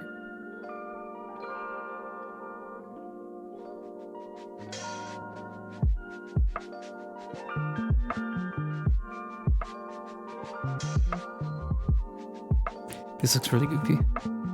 We'll work it out. We got this.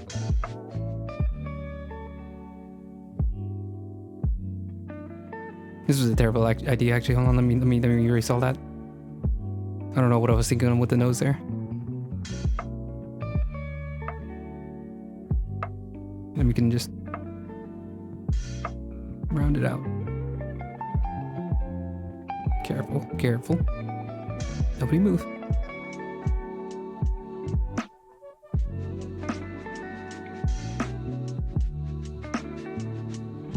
Let me do the little underneath the lips too.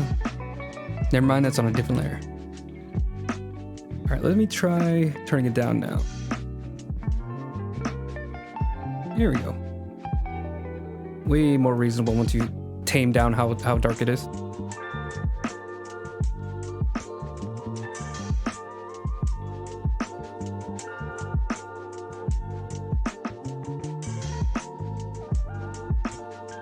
Now it's coming again.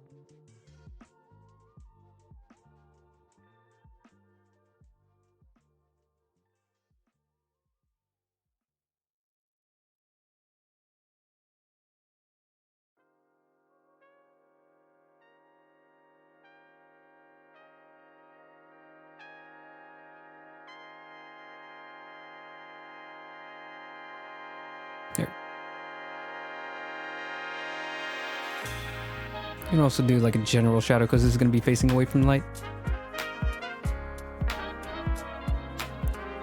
There we go. I'm liking how this is coming along. See what I mean?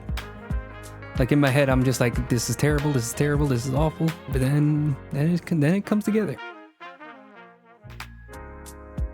There we go. Oh.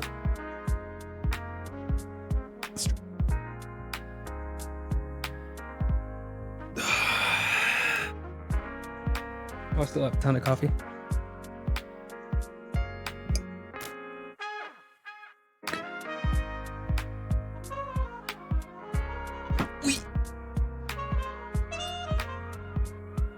Alright, let's save that before I accidentally lose it. We like to save often here.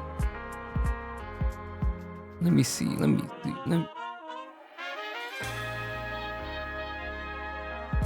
of want to work on the lips for some reason.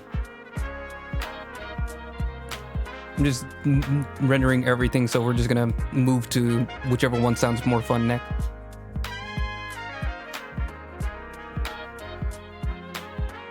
Okay, and what color is her lipstick? Do I still have my reference? Where's that? Bah. Okay, so she has pretty bright lipstick actually. We've got like a very mellow tone right now. But that's just the base. So, let me see. I'm gonna try some crazy stuff with the lips, and we're gonna see how it goes. Is this the color? Okay. This is the wrong layer. Okay. Yeah, that's the same color. So, let's start with like a good deep tone first. Yeah, like there, and then we're gonna brighten everything up from there. I'm gonna go with like a real skin tone? Plushy tone? There we go. That's the word. That's the unfortunate word choice I'm choosing.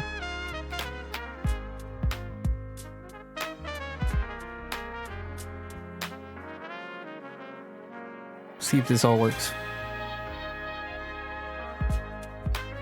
Something a little bit more pinkish too. No, it's not pink enough. How about this one? Ooh, that looks like it's gonna work.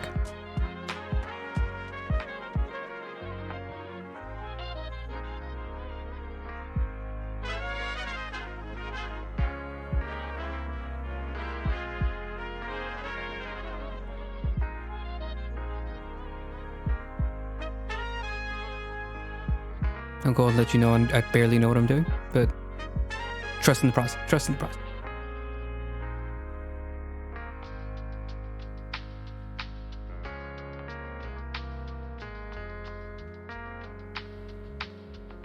It actually looks really nice from afar, now that I think about it. I think the purple's just a little much, so let me try going back to that other tone.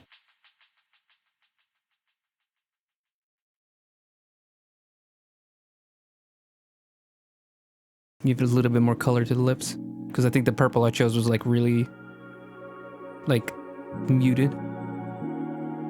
So it made her her lips look a little too cold.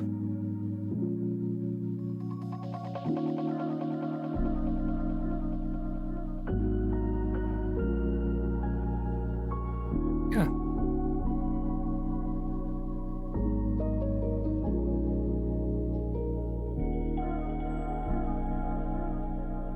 Hang on, let me smooth this out too. Let me grab this color again. We're just playing around with the colors.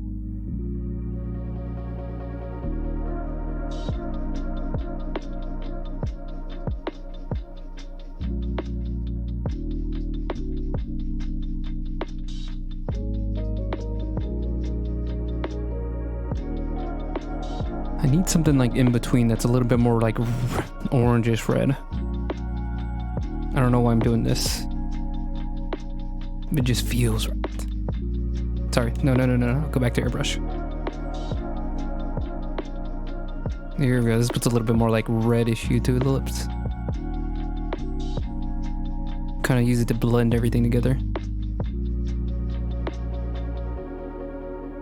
Ooh, that's nice. That's nice. That's real nice. That's real nice. I like that. I like that.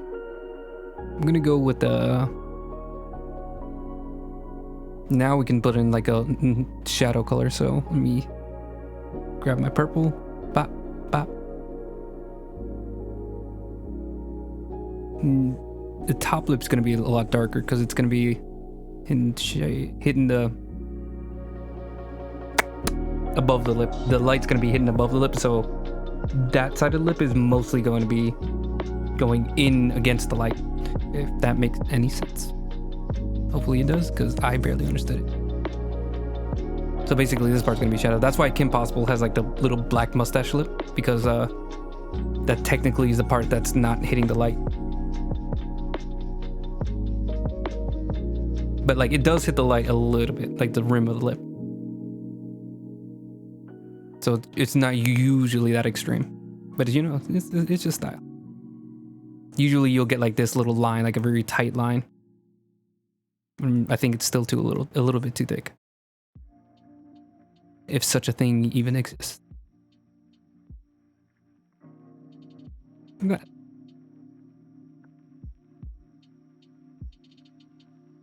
And here, a little bit of shadow from sides.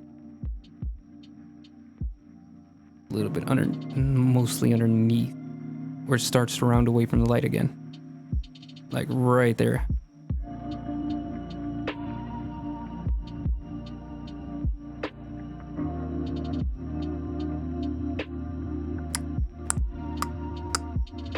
A little bit too heavy on this side, or a little too light on this side. And then let me dial it back, erase it back.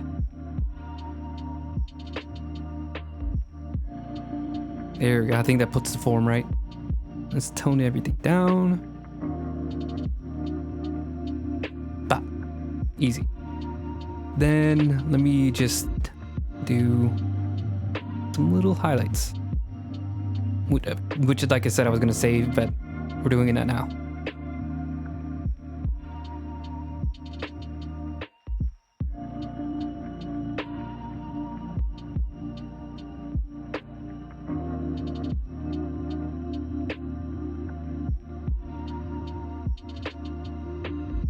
Probably going to erase some of these and turn it down, but we'll just to get a base layer of ridges.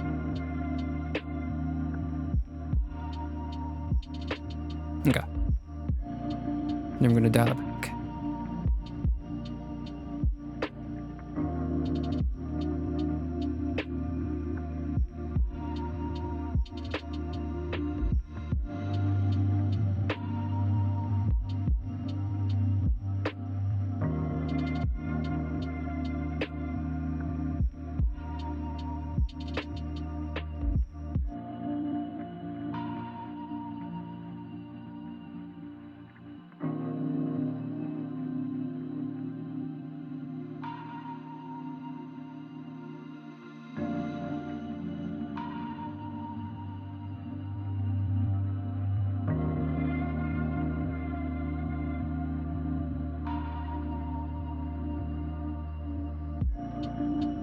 Let me use a little bit of yellow color too. This will be like the one that hits directly on the light.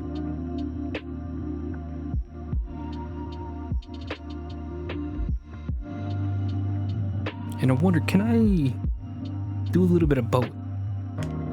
The highlight and the shadow in the same layer. Could such a thing be possible?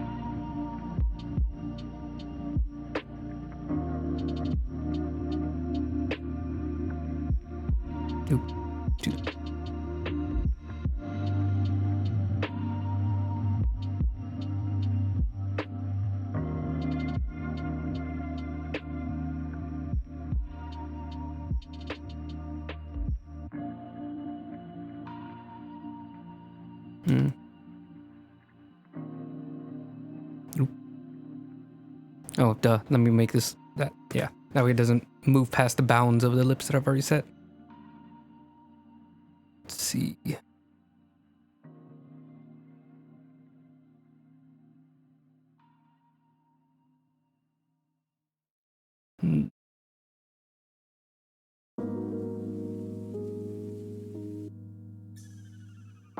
Sorry, I'm checking something on my settings. On my stream.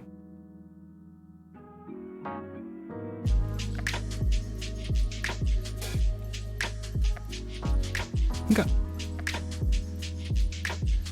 There we go. Her skin is really flushed now that I think about it. Which I think I might keep because, you know, vampire, bad. We'll see.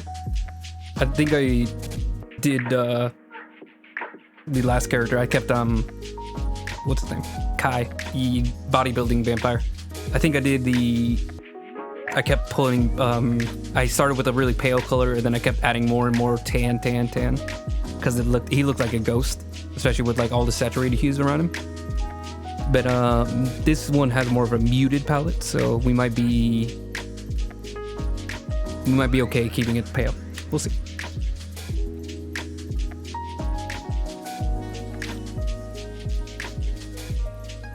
I think one last little thing I wanted to do was maybe just make it a little bit more of an orangish red color, because it's a really pale purple color. And I think I want to make everything red, not that level bit. Just a little amp up that hue a little bit better. There we go. There we go. Yeah, I like that. Sorry, my back.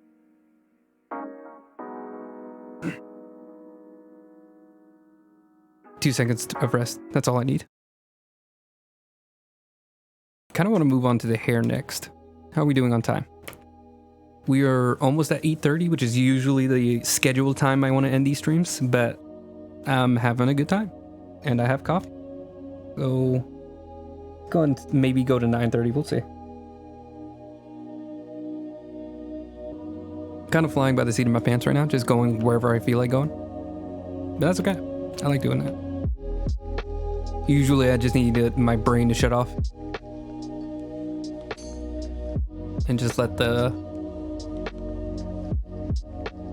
What am I thinking? Sorry, my train of thought is dying already. Oh, I need to... Whenever I'm working, my brain doesn't usually think about what I'm drawing. So it's good that I'm not actually thinking about what I'm doing right now.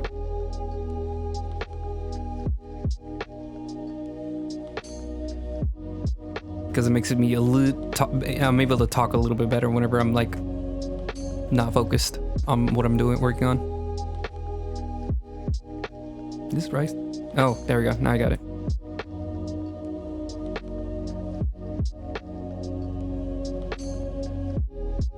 We'll work on it. Don't worry. Don't worry. It's not gonna look like this. Relax. I don't know why I'm doing the whole thing. There we go. So obviously this part's hitting the light. Hold on, how is this gonna work? This is gonna be hitting the light.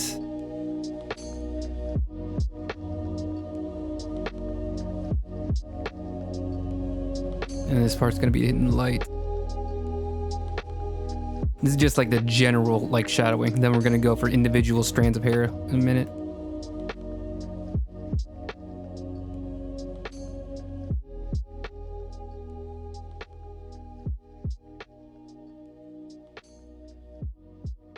Oop, oop, oop. Careful, careful. Let me hook this a little shorter. Because sometimes light can wrap around an object, and it doesn't usually wrap like super far. Like just a little bit, just a little. I think. I'm not a scientist. Don't ask me.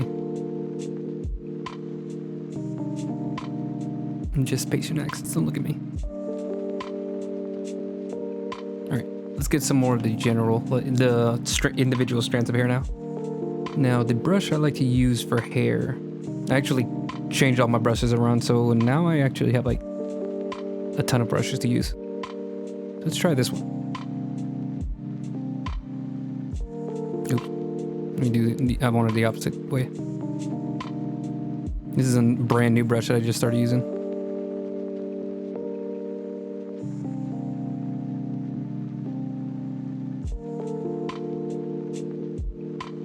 It's a little slow. There we go. I think it was because I had like stabilizers on. I'm dropping my Rock Lee weights now.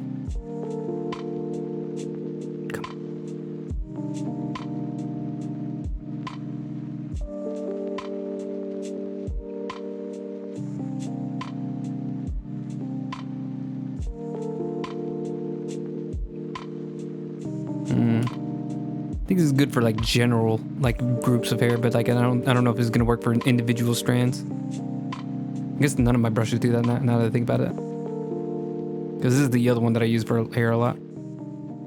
But it has like the same thing where it's not super great for like individual strands of hair.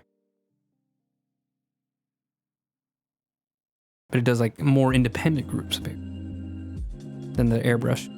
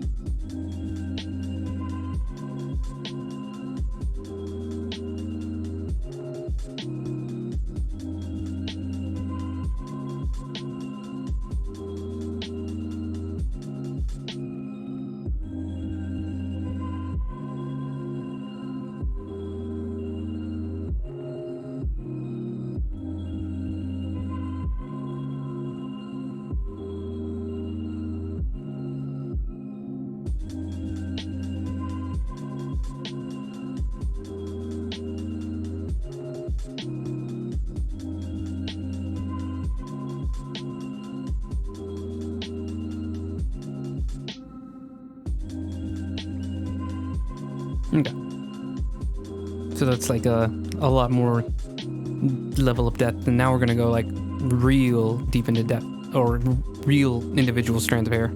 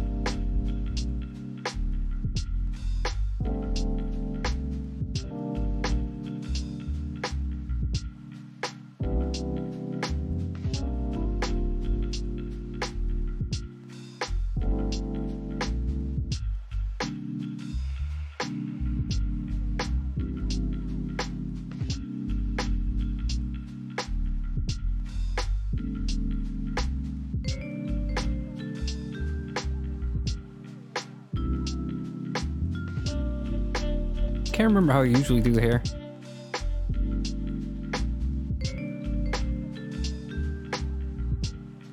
I was gonna say like because maybe like the last time I did long hair was Araceli, the treasure hunting vampire, the one that looks like Lara Croft.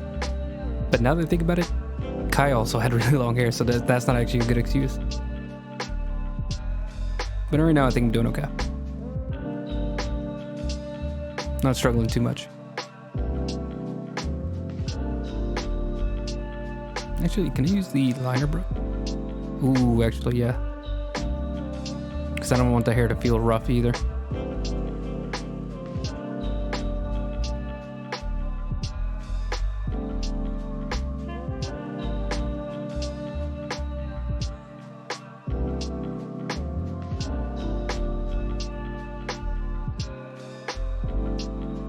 Make the brush smaller, Jesus.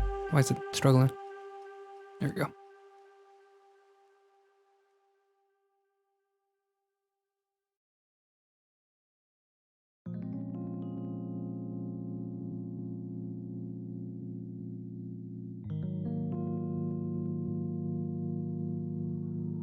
Because if I use only like rough brushes, then it's gonna look like she has nothing but dead ends. Well, I guess this is technically the part of her hair that would have dead ends, because it's like the... I think I called like the layer dead hair. It's not actually dead hair, but you know, that's kind of how it looked. Like it looked. That's wrong. I think this is a good time, like a good level for the light.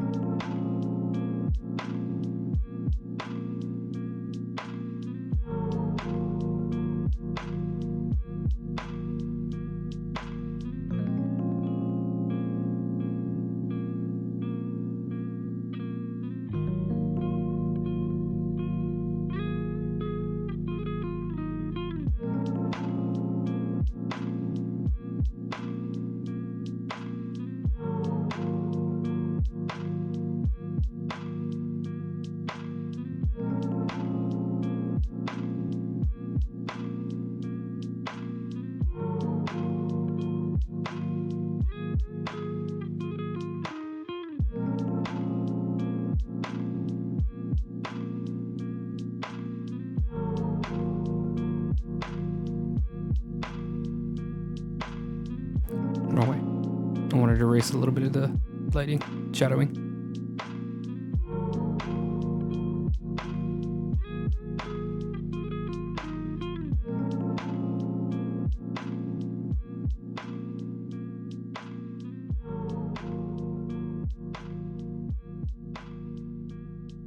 There we go. All right. Ooh, that was a lot of work, but now I like it. I also do kind of want to give it a slightly more yellowish tone, so let me... I don't know why I'm talking like that. A slightly more yellowish tone? Anyways, let's see how this goes. I'm gonna just grab a really light yellow, make it an overlay, then we're just gonna turn it down. Yeah, how does it look on her reference? Is it still... Yeah. So yeah, it's more of like a warm color rather than the like bluish green that I got. Where is it? There it is. So yeah, like just a little slightly warmer color. Let me turn it down even a little bit more, somewhere in between. Bop, bit, bop, bit. Perfect. Love that. Sorry. I forgot you can pick that up. The mic picks that up. Mike shouting. Alright, and I do want to also change the color of her hair. The living hair, if you could call it. Let me close some of these up. How's she looking? Yeah, I think this is gonna be like one of the more important changes to her. So she has black hair, but black isn't just like black, or you know, it's not even just values, because you don't have like black hair that turns gray in the light. You kind of have to choose what kind of mood you go for. It mostly reflects the surrounding colors of you. Oh, let me try. If you're in a red room, your black hair is going to reflect that red light. When you're in a blue room, your hair is going to reflect the blue light. So you can have a lot of fun with the hair color. And then in cartoon logic, usually black turns into blue or purple in the light. They kind of just skip the lighting part, depending on how complex the cartoon is. Like maybe anime will usually take that into consideration. They get a little bit more complex with how they color their hair. But like a 90s cartoon like Spider-Man, the one that I always think of is Venom from the really like old Spider-Man cartoons. He had like a blue and red, and then like black shadows.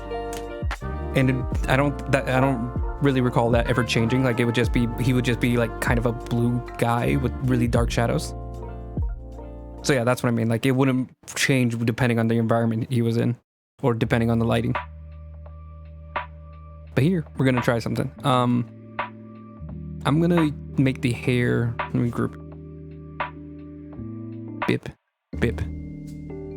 So I think what I want is she has like a little purple on this drawing that I have in my sketchbook. Her concept, if you will. It's more of this like purple shade. And then I think we're gonna put in some black. I think I want more purple. Okay, too purple. We went too far there. Sorry about that. What about this pale purple? Ooh, that's very close to what I want. And then I'm also gonna make let's. Sorry, that sounded weird. Sounded like I was calling him hamster or cat. So what I'm gonna do is I'm gonna use this airbrush. And then get this like real. I'm gonna play with the shades. You'll see what happens. You'll see. You'll all see. I'm gonna make it a very big brush. Airbrush. I'm hitting the wrong hotkeys. 1 second, while I'm playing with hotkeys. Yeah, it looks pretty good. Might do the stockings next. Whoa. I don't remember switching to that brush. Okay, how do I want to do? It's fun using the airbrush for lighting. I'm just gonna play around with it. I'm just gonna put it here and there. Sometimes you can have like really off tones. That's what I call it, off tones. Places where like the color doesn't really make sense, but it has like a really nice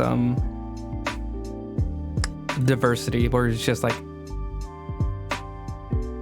it won't technically make sense, but it gives a nice flavor to it, I guess. It's more of a style thing rather than like any kind of logic.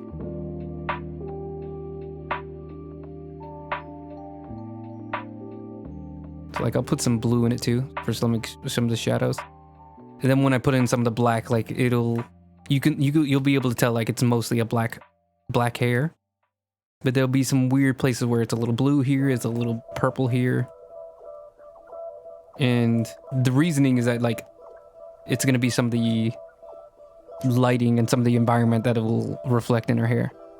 Like you can even have some green areas too. You know, try not to get too crazy. Unless you want like somebody with rainbow hair. Like, let me see. I actually think there's like a good example on Deviantart's front page. Hold on. This is another artist that I follow. Yep, right here.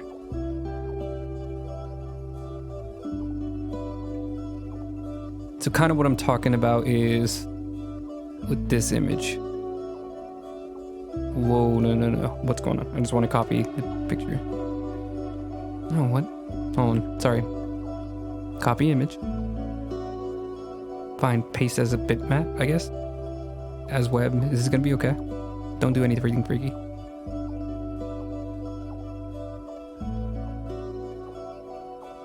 Second. So let me find the artist's name. Well, it's on there. Lao Van. So this was a piece that I noticed that they did recently. So they call this rainbow hair. So you can see how they have like blues, purples, there's reds, there's a little bit of yellow up here. But the character's hair is black. Like you don't have to, if you don't pay attention too much, if you're just like looking at it from afar, you'll just be like, oh, he has black hair. And then like you'll zoom in and you'll notice like there's the greens, the blues, the reds, the yellows, everything. And it's like black can have like black is kind of like absorbs the color around it. So usually people think of it as devoid of any color. There was somewhere I heard recently talking about this. Oh, I can't remember the YouTube channel, but it was a channel talking about how to like paint people of color, and they talked about how sometimes with characters that have black skin, they'll just do like browns and blacks, and that's all they'll do. But people with like really dark skin will reflect the colors of their environment a lot. And so you can play around with like having people with like a little bit of greenish skin, or if they're in like a green environment, people with reddish skin if they're in a reddish environment. Yeah, that's what I was talking about earlier with the hair. How I'm putting like all these off colors. Now, when I say off color, I am referring to like, there is not really a logic to it. It's not actually accurately reflecting the... Hold on one second. I'm trying to get to the right point so I don't accidentally make any marks I wasn't trying to do. I did it again. Okay. Sorry, hold on. Like, there isn't any green things in the environment, but that's not going to stop me from having fun. Because I want to put some green in her hair. Not any super strong green, just a little bit. Then definitely a little bit of red. And then we're going to probably call it there. Not call the string, call all the weird tones that I'm putting in her hair. Something more cherry and rosy, where like it'll blend well with the other colors. Okay. We're see, we're gonna play a little bit more down here too. Kind of like a little something similar that I see people do is I've noticed that people who do traditional drawings, they don't color in the eyes white. Like I have over here, you can see I colored the eyes white. Sometimes I like to skip that and just make everything around the eyes darker. So to put in like I use peach for skin tone. I think most people do when they're starting out. So they'll cover the entire thing in peach. Ooh, I hit the microphone. And then when they get into the eyes, they'll make everything around it darker. Like they'll make it more red. They'll make it a little bit more blues around it. And then you'll realize like the skin has like the shading, and then the eyes will look brighter. It won't be white, but it will be brighter. And that's kind of like a similar off-toning thing where it's like, that's not, the eyes aren't actually peach, but because it's like reflecting other sources of color, it'll look white. I think that made sense. I think I need to stop talking and actually start working now. So let's put in the black in our hair. Oop. There. You'll see it. Let me just do this roughly so you can kind of tell what I'm going for.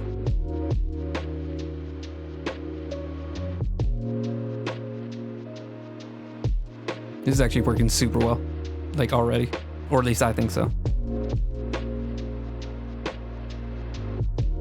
Yeah, like look at that, dude. Like, you don't need to know exactly what color her hair is to know that it's black. Hold on, let me say that again. Even though there's like a whole bunch of different colors going on, you can tell that her hair is black. Like even though there's, like I said, the red, the purple, green, blue, the green, you know it is black because that's how black hair works. It reflects a lot of light. And I mean, I think it works, same things for all the hair colors, but it's just black is much more reflective because it absorbs all light. It's not devoid of light. It, like some people think it's where all the colors combine. Sorry, I'm cutting apart the hair now.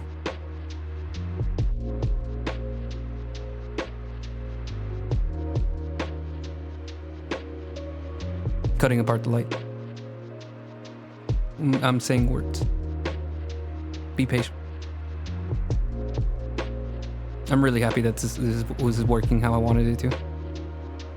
See what I mean? Like every time I like doubt myself, I'm like, oh, this is gonna work out terribly. I don't know what I'm doing. And then I do it and I'm like, oh, never doubted myself. Never even doubted myself once.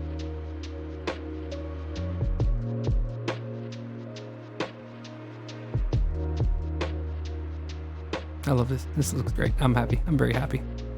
I'm a happy lad. I might tone it down a little bit. Just does look a little bit too colorful. Because I think I use a lot of like super strong colors. But we'll work it in. We'll work it. Everything will work out.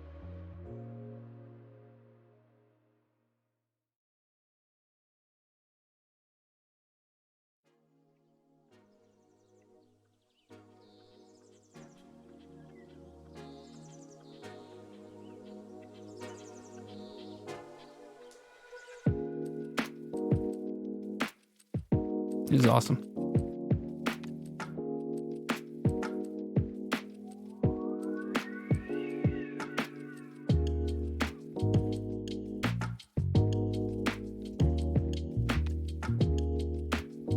All right, then we're gonna work in reverse. Bet you guys stare at that while I do something on my Instagram for a second. I want to check out what's going on.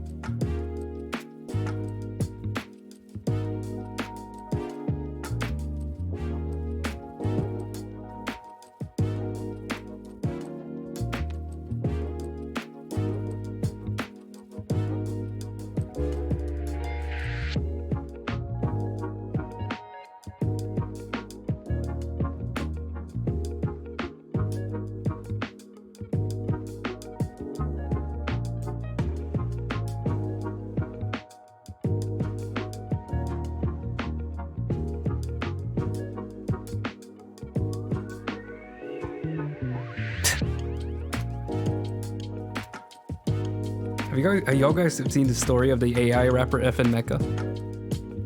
That story is so insanely funny on how like blatantly dumb it is. Like they made a robot that raps. Okay, cool, fine. And then they make it the ethnically vague, which a little bit of a coward move, you know, but I guess that makes sense. I can see why a business would make that decision. You know, someone who doesn't respect the art. I get it. And then they had it say the N-word. And it's just like, oh, that's really gross. So they try to, you know, like do the easy way and just make it ethnically vague. But they had tried to have both ways at once where they could also say the N-word, which is just like, it's particularly gross because it's an AI. It's like they're specifically profiting off of that use of the language, you know? I mean, I don't think I even have to explain it. Like, it's just such a obviously dumb idea. And they went with it. And I think I just saw the news that they're canceling that project because, like, yeah, that was a bad move. I'm not a business guy, but not good, just very bad.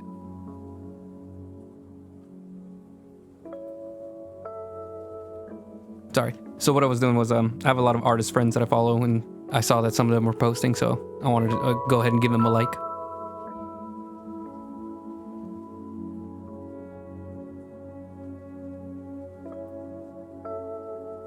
I have a few of them that I like set up alarms for, so like as soon as they post, I want to be like one of the first people to like, because you know I don't like talking to people, but you know it's a very easy way for me to like support them without having to be like, hey, what's it been like since high school?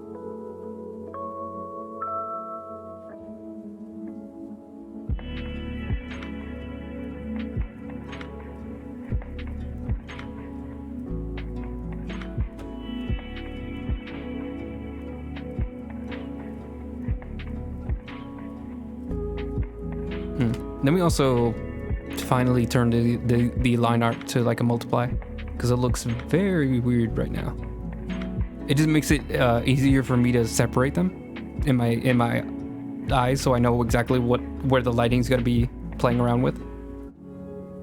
But now that we're here, it's kind of getting weird. Can I just turn this to a multiply, or is it gonna change everything? The entire group into a multiply? Okay. I think I've also played with linear burn and hard light.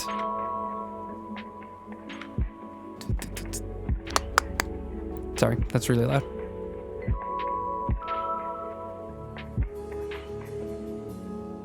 Color? Yeah, color's not gonna work. Burn. Burn's a little strong. I think that's why I use linear burn. Maybe if I make it a little transparent.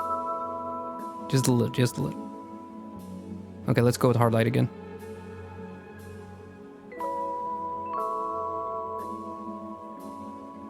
No, hard light's not gonna work. Trying to find the right. I think multiply. We'll just keep it multiply for now. Maybe make it a little transparent.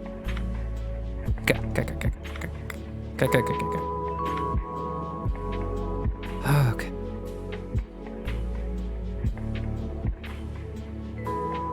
Alright. Things looking good. Oh.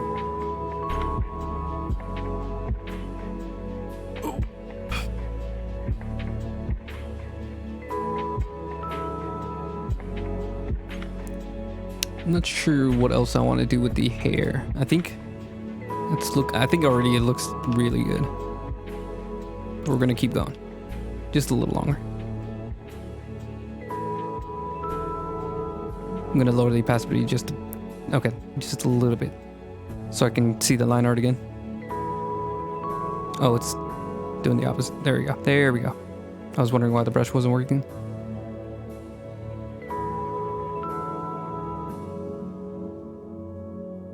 Don't need every hair to show up, but just some of the more general pieces. Strands.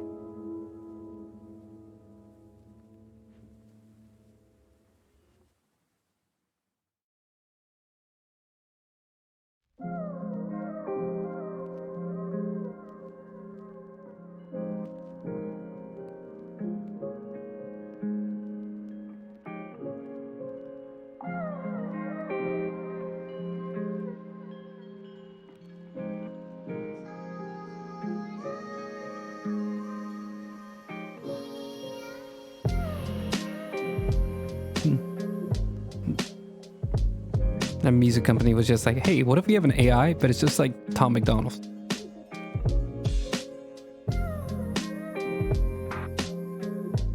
He's super profitable. What could go wrong? Does he use the N-word? I don't really know. I hope not. For his sake and everybody else's sake, to be honest. But I feel like because of how he is, like he might think it's like edgy. I don't know. Irrelevant.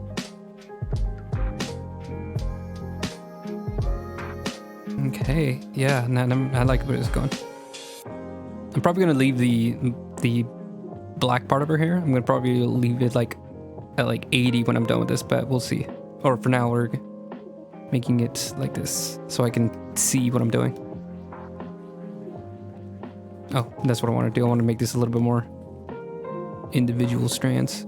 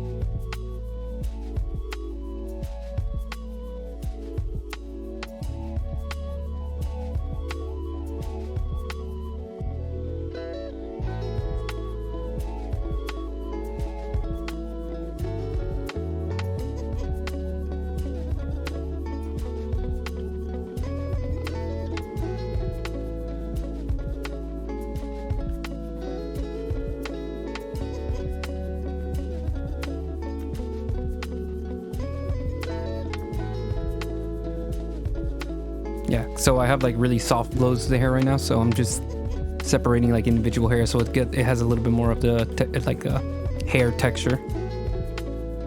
Usually I use Usually I'd use a pencil for this, but I think the airbrush is doing a great enough job on its own. So yeah, you can see like you can definitely tell like a little bit more now that I've put more individual strands in it.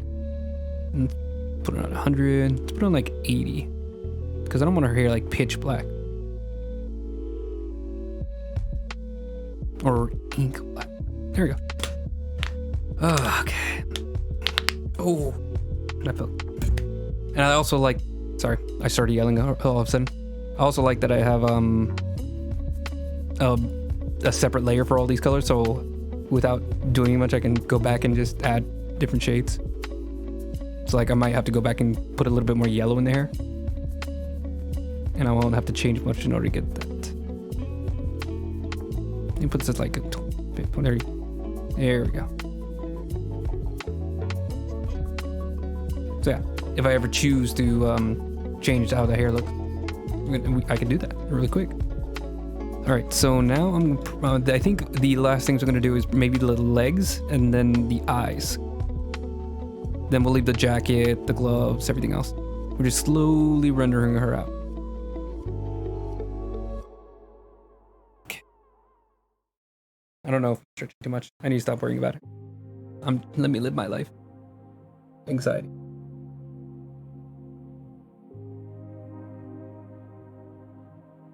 Cold coffee. My mustache, it's getting in my mouth. Can't grow one of those huge beards. I get too annoyed.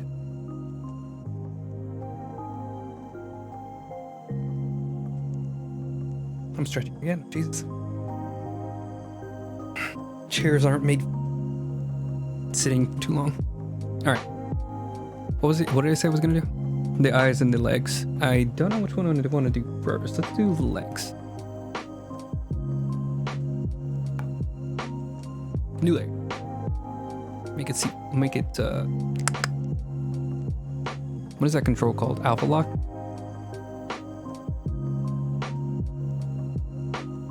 Inherit alpha. That just means it's going to affect all the other layers in that group. All right, so this should be pretty easy. We're gonna get the shadow color. I'm turning all the shadows I'm doing in purple. I'm gonna make it a multiply. Why is it so light? Oh, I put the opacity to 35%. There we go. Again, we're gonna turn it down. So it should match the lighting. So it's gonna be a little bit on this side, a little bit on this side, or mostly on this side. Same with this one. Maybe a little bit of reflective light on the other side, but we'll get to that. I think I'm going to drench the bottom part because this one's just going to be facing away from light entirely. So maybe just this like top half of the leg. And then obviously the skirt gets a little bit of shadow underneath it.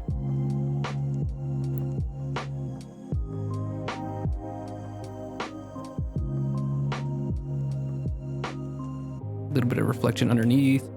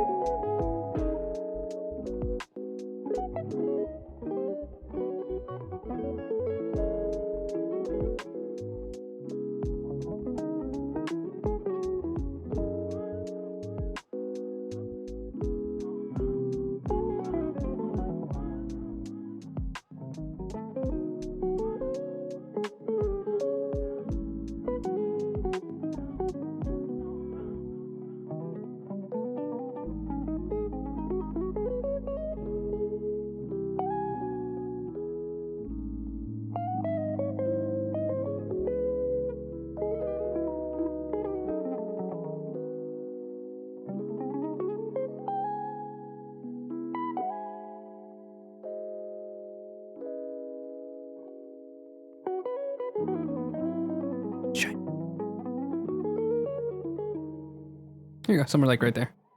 And again, I probably should leave this for like the very final part of it, but this is also another one where I think the highlights can be really easily done.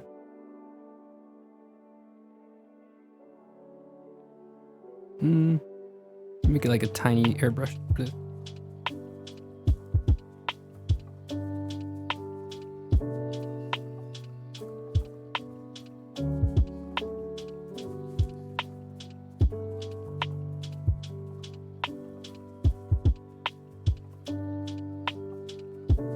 And like a tiny pencil, like real.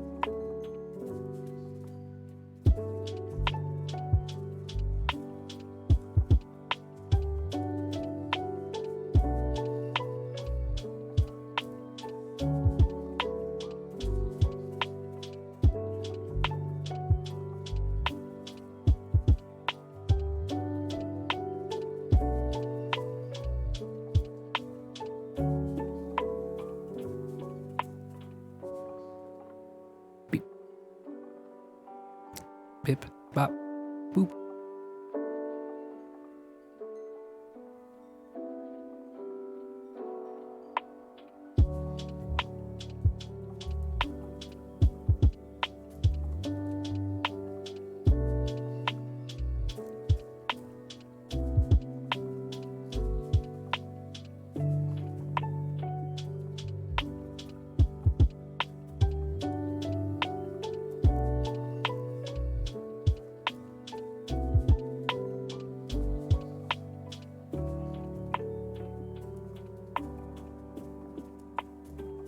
Voila. Legs. Have you ever seen those? Nah. All right. Then let's do the eyes. It actually went way faster than I thought it would. I thought I remember. Whatever.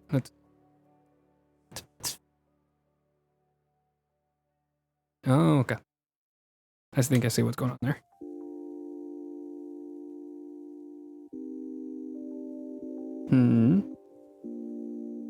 What?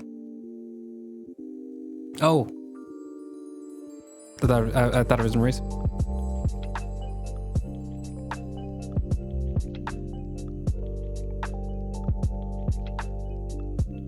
There we go. Alright, so group this. Beep. I'm just going to be working inside the eye right now. Bop. So she has bright green eyes. I think I wanted them hazel, but then afterwards I decided I wanted them like really strong. And I give them like little cat's eye slit. Because, you know, I like vampire eyes to be a little different. I think in the way that I would personally draw them. Candle. Is that each individual vampire would have like a random, not a random, but their own style of eyes. So some of them would have the little slits, some of them would just have normal human eyes, some of them would glow in the dark, some of them wouldn't. It would just depend on, you know, like what bloodline they have. That way I have the ability to just do them however I want with each individual character, because I want to draw them how I want. And you can't stop. But anyways. So yeah. Okay, so this one could be a little easy. I'm gonna start with, well, let me go and make it a dark shade to start with. I'm only gonna do this eye because the other one's gonna be covered in the blood vial. Well, hold on, let me make it the other. It won't be as detailed, but at least it'll be on there. What palette? How's this gonna look? No, not quite. Let's go with this shade. Okay. Maybe a little bit more blue? Yeah, that's perfect actually. So from the eyelash, it's gonna be darker. It's gonna be rounder here. It's also gonna scoop in so a little bit right there too. And let's try erasing some of that. Just realized this should have been a different layer if I wanted to do that.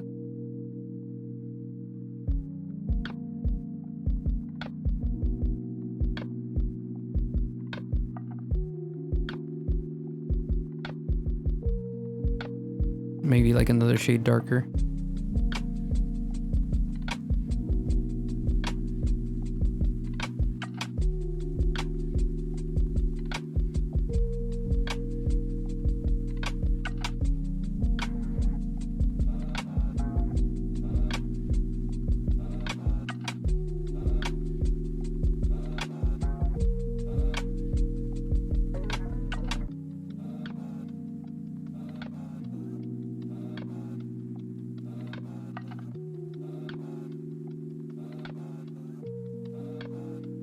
And also, I want to put just like a little tinge of like an orange hue. I don't want it to be like shockingly bright or anything.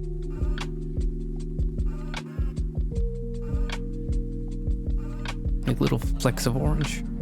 Flick.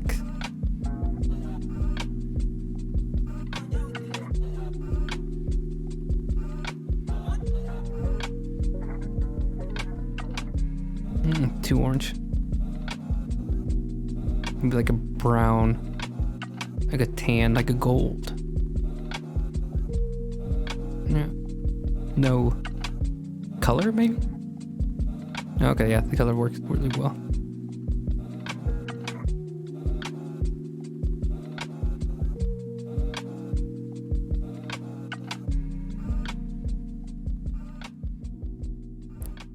Oh, 1 second. Let me look up how eyes look. I don't know how to tinge something with just like a little bit of gold.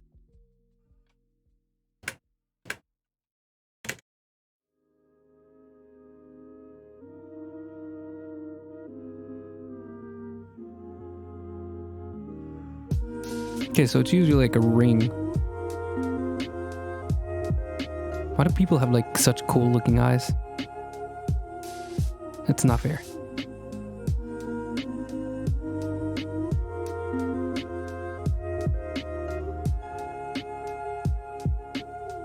Yeah, so usually it works like in a ring, so let me erase all this.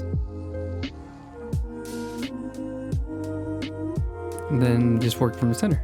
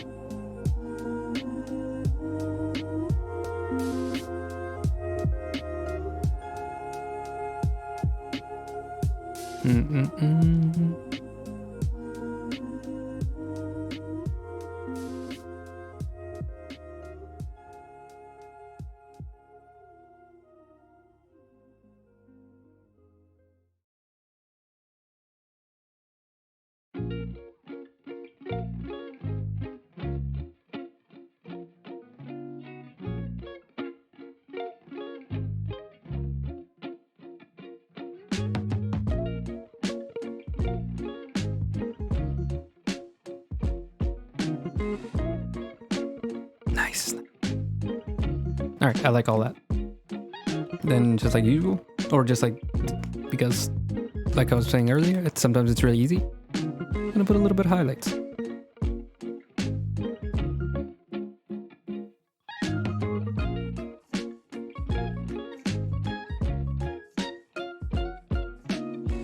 Okay. It's a very detailed eye. for something that was only going to be... Come on. I want to let me zoom out.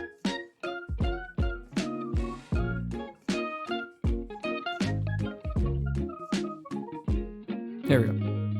Yeah, it's only going to be that big, so you won't even really see it. Maybe if you zoom in a little bit. Yeah, it's a little better. Why do I keep sighing so loudly? Sorry. Let's do the sclera too. So first, before any of that, I want to do the little pink underneath the eye.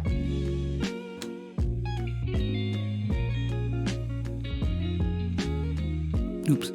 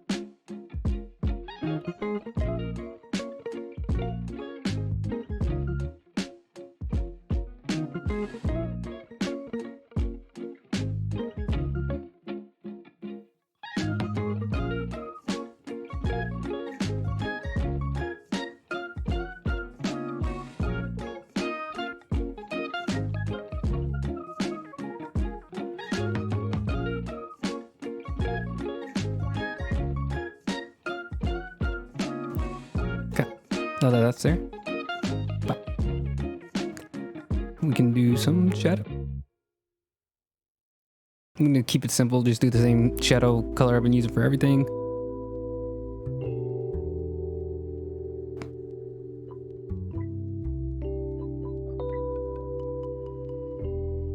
This is multiply, right?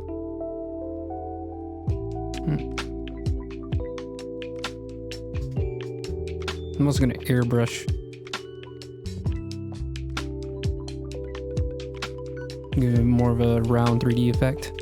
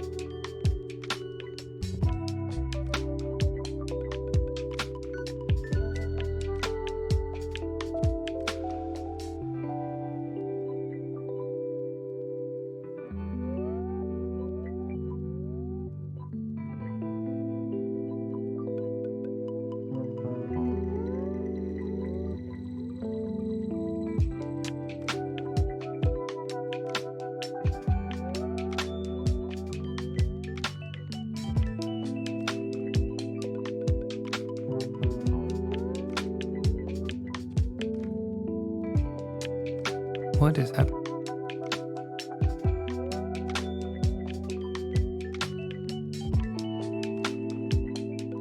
Never mind, I'm gonna leave that alone.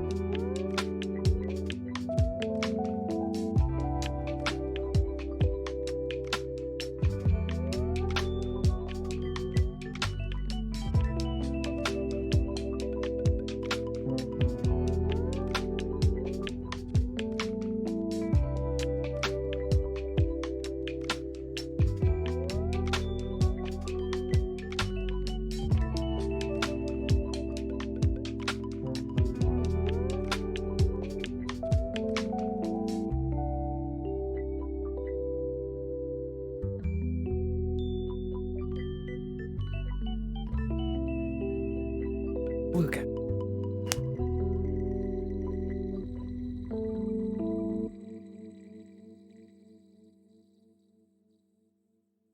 Let me also do the glasses.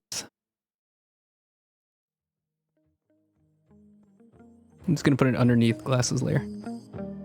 Wherever that is. Bip.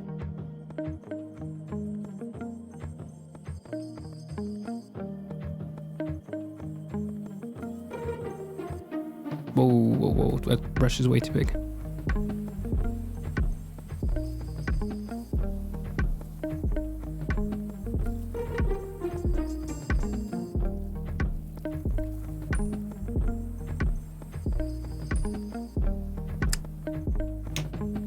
These two should be higher.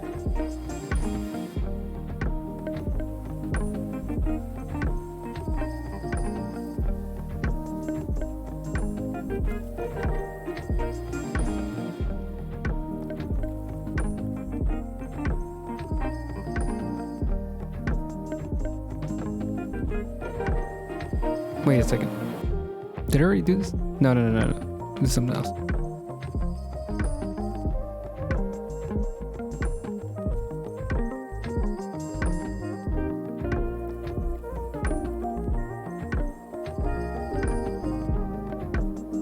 Oh, that's not what I do.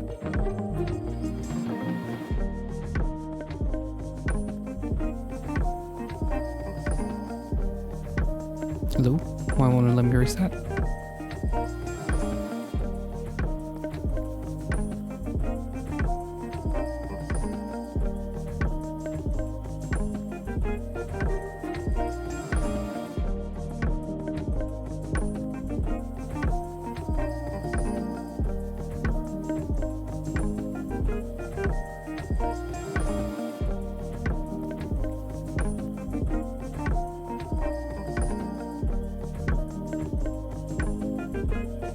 Interesting.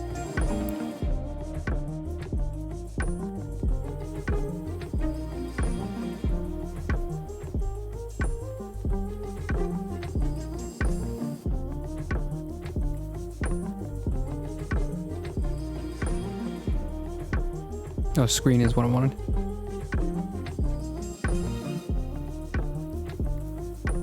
Wait, what? Why is there only one? This is... I did it on the wrong layer. Why did I do it on the wrong layer? How did that even happen?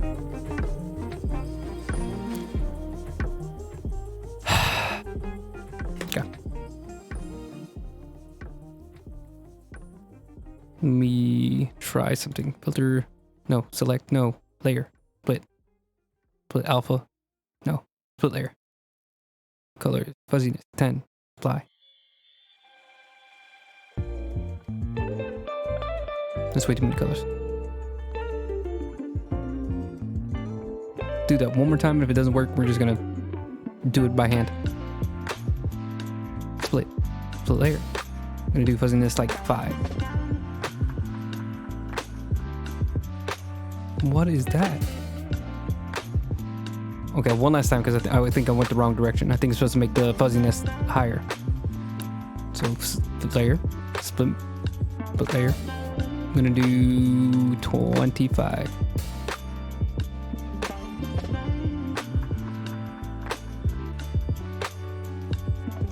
Oh, the glasses are still on there, aren't they? Yeah.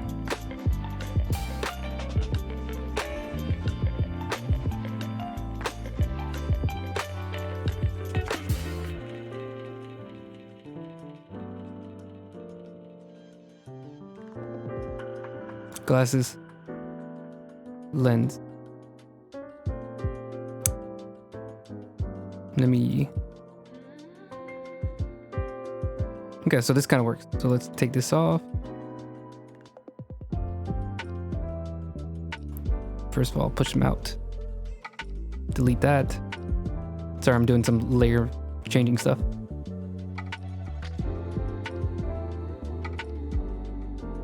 So I'm going to cut these out from here. Yeah.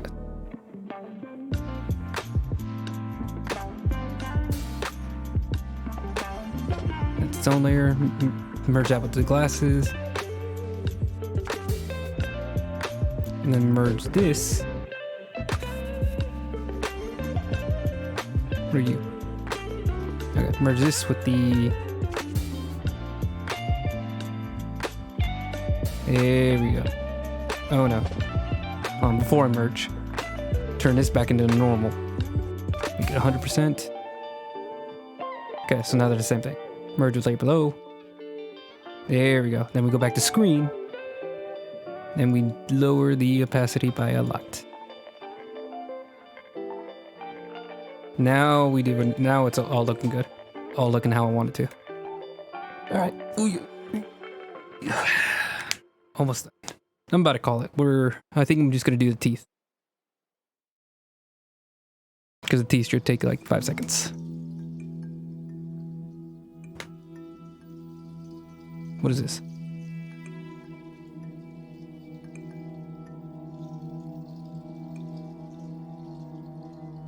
Okay. I think that was the original. I forgot to delete the original. Teeth. Here we go. Droop. No, what?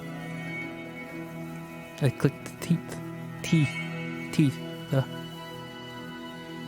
There we go. New layer on top. Only affect the teeth. Alright. So we're going to grab the purple. Make it a multiply layer. Let's use the airbrush. I don't want the teeth to look rough. That'd be very weird.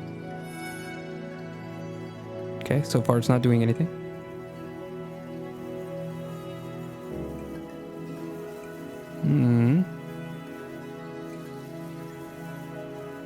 What am I missing?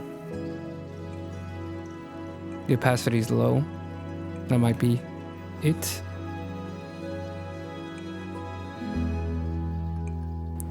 Nothing's happening. Am I selecting anything? I am selecting something. I don't know what, but I'm selecting something. There we go. Now everything's working perfectly. Make it a multiply. Lower the opacity. Make it erase.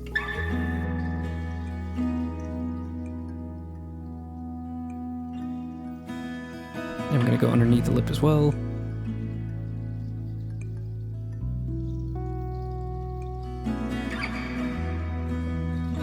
Just a little shadow from below. Then we're gonna go for each individual too.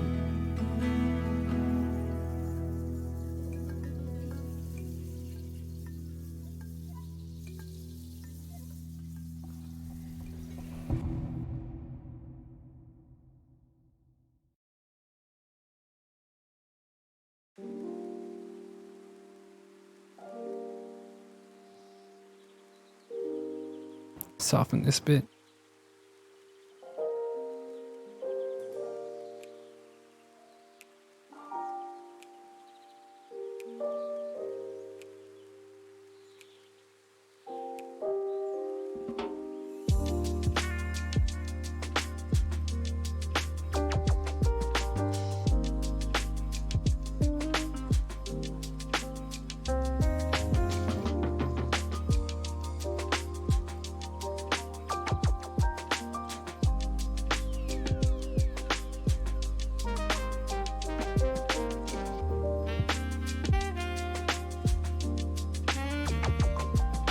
Why does that look so weird?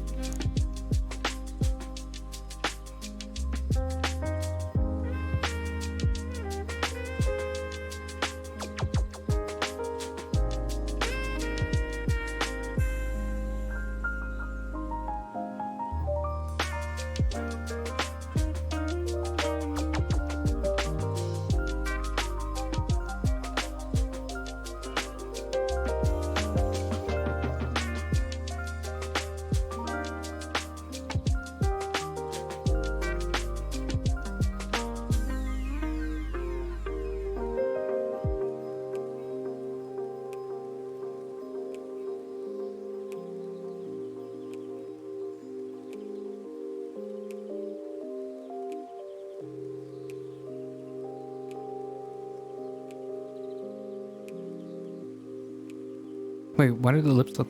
What happened? What the... You're not here. What is going on?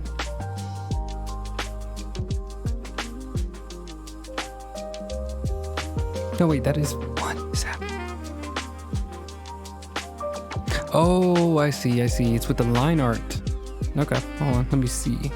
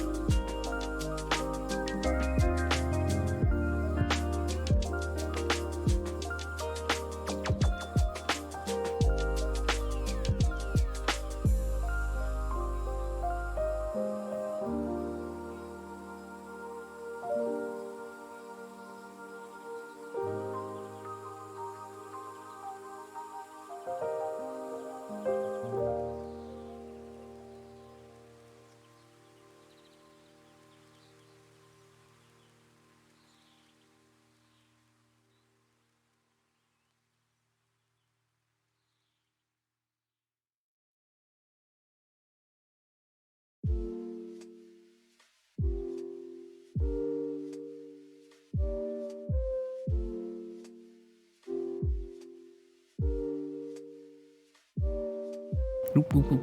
Oh.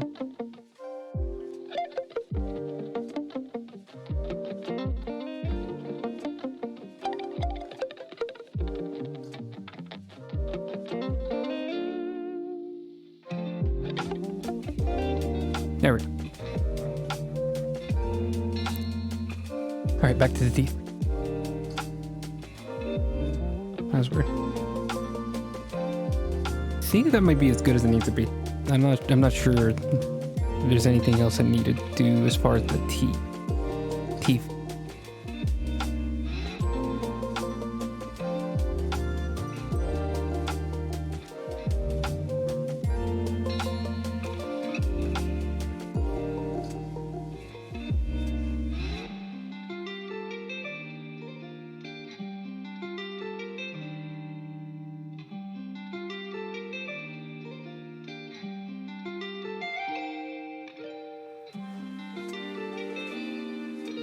I don't know what I'm doing. Just give me a second.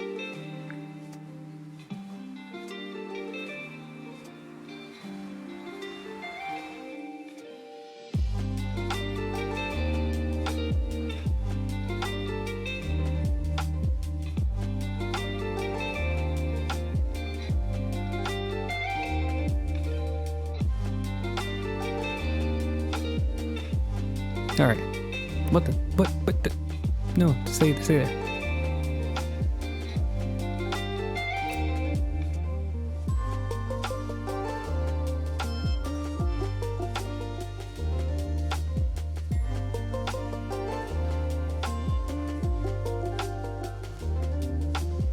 There. Now I think I'm happy. All right, I'm gonna call it now. Thank you for everybody who was a part of the stream. I really appreciate anybody that was here, whether that's you were here for 5 minutes, whether you were here for an hour, whether you're just watching the archive of the stream that I'll be posting to YouTube. Just appreciate anybody that spends any time with me. It's really fun to have people to talk while I work on tomorrow. Plus, compliments are appreciated. I like getting complimented, like I was talking about earlier. Anyways, so check out my Instagram. I did just post something today. It's something else I've been working on for a pretty good while. Check out my so I always post art there at least once a week, or at least I try to. Check out my YouTube channel. So I have my full stream archive, and then I also have my sorry about that. I have my full stream archive on my YouTube channel, and then I have the highlights channel. So the full stream archive, just to have if you want to watch the entire stream from start to beginning, and then the time lapse where I cramp everything down into 5-minute chunks so you can just see my progress and see how I catch up. And then also whenever the entire piece is done, I glue all of those time lapses together and make them around 10 minutes so you can see the very first lines that I put on the piece all the way to the final touches of the piece. Those are really satisfying for me to see come together. It makes it look like I actually know what I'm doing. Let's see. So Instagram, YouTube. Also check out my Deviantart. I'm pretty active on there, like I was talking about earlier. I have some old stuff, some of my more recent stuff. It's pretty close to getting caught up. I think I literally only have like 2 other pieces that haven't been posted on there. And then I also include stuff that isn't that isn't that I don't post to Instagram at all, because some of it I don't feel like is my best work, but like I still want it to be out there just in case somebody likes it. See, and yeah, check out my donation link and my, yeah, it's just a donation link. So, you know, feel free to pitch in. It makes it a little bit more rewarding for me to be here. Gives a little bit more incentive, but you know, just whatever you feel like. I like money. Or consider a commission, because I do have a commission cheat sheet down there below as well. So if you want me to draw a character for you similar to this, or and yeah, pretty much similar to this, I'd probably do it physically, and we could work it all out later. Yeah, check out my commission sheet. I also do characters, so especially like D&D characters, Vampire the Masquerade characters, anything TTRPG, or even like Warhammer I could probably do. Like I did pretty well with big armored guys. So yeah, check that out. I'd love to work on some other people's characters. Just character design is really fun.